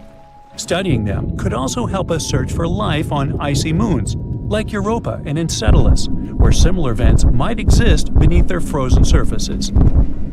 When Axial erupts, it's like a natural reset button for these communities. The lava wipes everything out, but within months, life comes roaring back. Proof that even in the most hostile environments, real estate is always in demand. For those worrying about tsunamis or coastal disasters, relax. Axial's eruptions are the underwater equivalent of a slow cooker. The immense water pressure keeps things chill, well, scalding, but not explosive. So the worst thing that happens is some lava decorates the seafloor, and a few crabs have to find new vents to squat in. This means no massive ash clouds or explosive blasts that could reach the surface. Instead, lava oozes out and spreads across the seafloor, sometimes traveling for miles. But for scientists, this eruption is the golden ticket. Understanding Axial's patterns could help predict eruptions elsewhere, even on land. Plus, its bizarre ecosystems offer clues about how life might survive on other planets. Not bad for a volcano that mostly just sits around looking rectangular. Still, the volcano's activity can be heard in the form of thousands of small earthquakes every day. Thousands! As if the volcano itself was groaning and creaking, preparing to burst open. Again, we won't feel a thing, but at least they'll help scientists track the magma's movements and the volcano's eruptive cycle. Now, one of the coolest parts of this story is that scientists are preparing to live-stream Axial's next eruption for the first time ever. Imagine watching an undersea volcano in action, live, as it's painting the ocean floor with fresh lava. It's like a front-row seat to a natural fireworks display, thousands of feet beneath the waves. The livestream will come courtesy of the Ocean Observatory's initiative, which maintains a series of fiber optic cables linking Axial's instruments directly to shore. It's the Wi-Fi of the deep sea, and it's about to broadcast molten rock in HD. And there's another twist. Scientists have noticed a curious pattern in Axial's eruptions. All three of its most recent eruptions, in 1998, 2011, and 2015, happened between January and April. the months when Earth starts moving away from the Sun. So why? Well, it might have something to do with the Moon's gravitational pull. The Moon's orbit causes ocean tides to rise and fall, which changes the pressure on the seafloor and could help nudge the magma chamber to its breaking point. I guess the Moon isn't just a romantic light in the night sky. It might be the ultimate volcanic whisperer. So, one thing's for sure, when Axial goes, it'll be the best documented underwater eruption in history. So, keep your eyes peeled. This is one natural spectacle you won't want to miss. And who knows, if we're lucky, we might even get deep-sea eruption ASMR out of the deal. Now, if you'll excuse me, I'll be refreshing the live feed like it's a Taylor Swift ticket sale. There's an old volcano in Bolivia called Uturuncu. It hasn't erupted in about 250,000 years, so you may think that's the end of its story. But recently, it has started to act a little strangely. At the moment, it resembles a zombie that's waking up from a long nap. Uh-oh, is that kind of apocalypse nearing? Uturuncu is a huge mountain in the Andes that's almost 20,000 feet tall. It's called a stratovolcano, which means it's big, steep, and cone-shaped. These kinds of volcanoes are made from layers of lava, ash, and rocks. They can have terrifying, powerful, explosive eruptions because their lava is thick and traps gas inside. Think of it like a shaken-up soda that's ready to burst. Famous ones like Mount Vesuvius are just like Uturuncu. And do you remember about the tragic fate of Pompeii, completely destroyed during the eruption of Mount Vesuvius? Does something similar await Bolivia? Even though Uturuncu has been quiet for a long time, scientists have noticed that it's been letting out gas, rumbling with small earthquakes, and even making the ground around it bulge, kind of like it's stretching. So, people started wondering if it was getting ready to erupt again. Scientists decided to take a closer look at this situation and found out that liquid and gas moving around under the volcano is causing all this activity. It doesn't mean the volcano is definitely going to erupt, but it helps explain why it still seems alive. Let's dive into details. Since the 1990s, scientists have been using satellites and GPS to keep an eye on the ground around the Uturuncu volcano. At one point, they noticed something weird.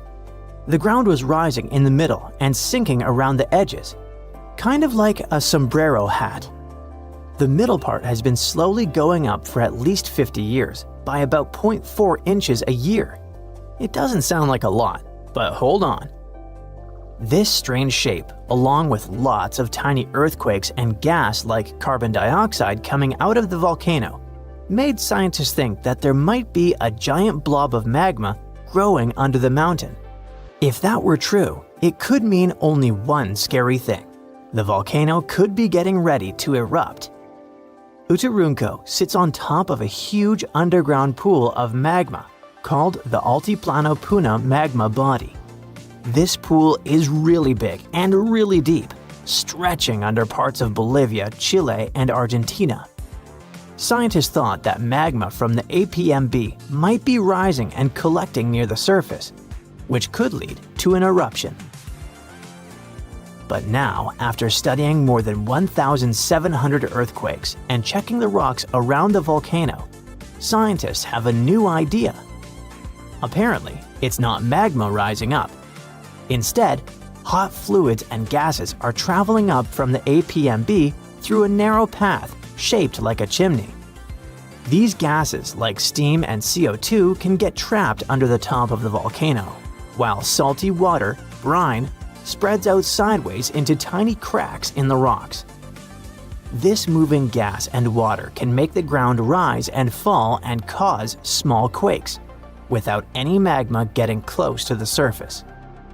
So the good news is, Uturuncu probably isn't about to erupt.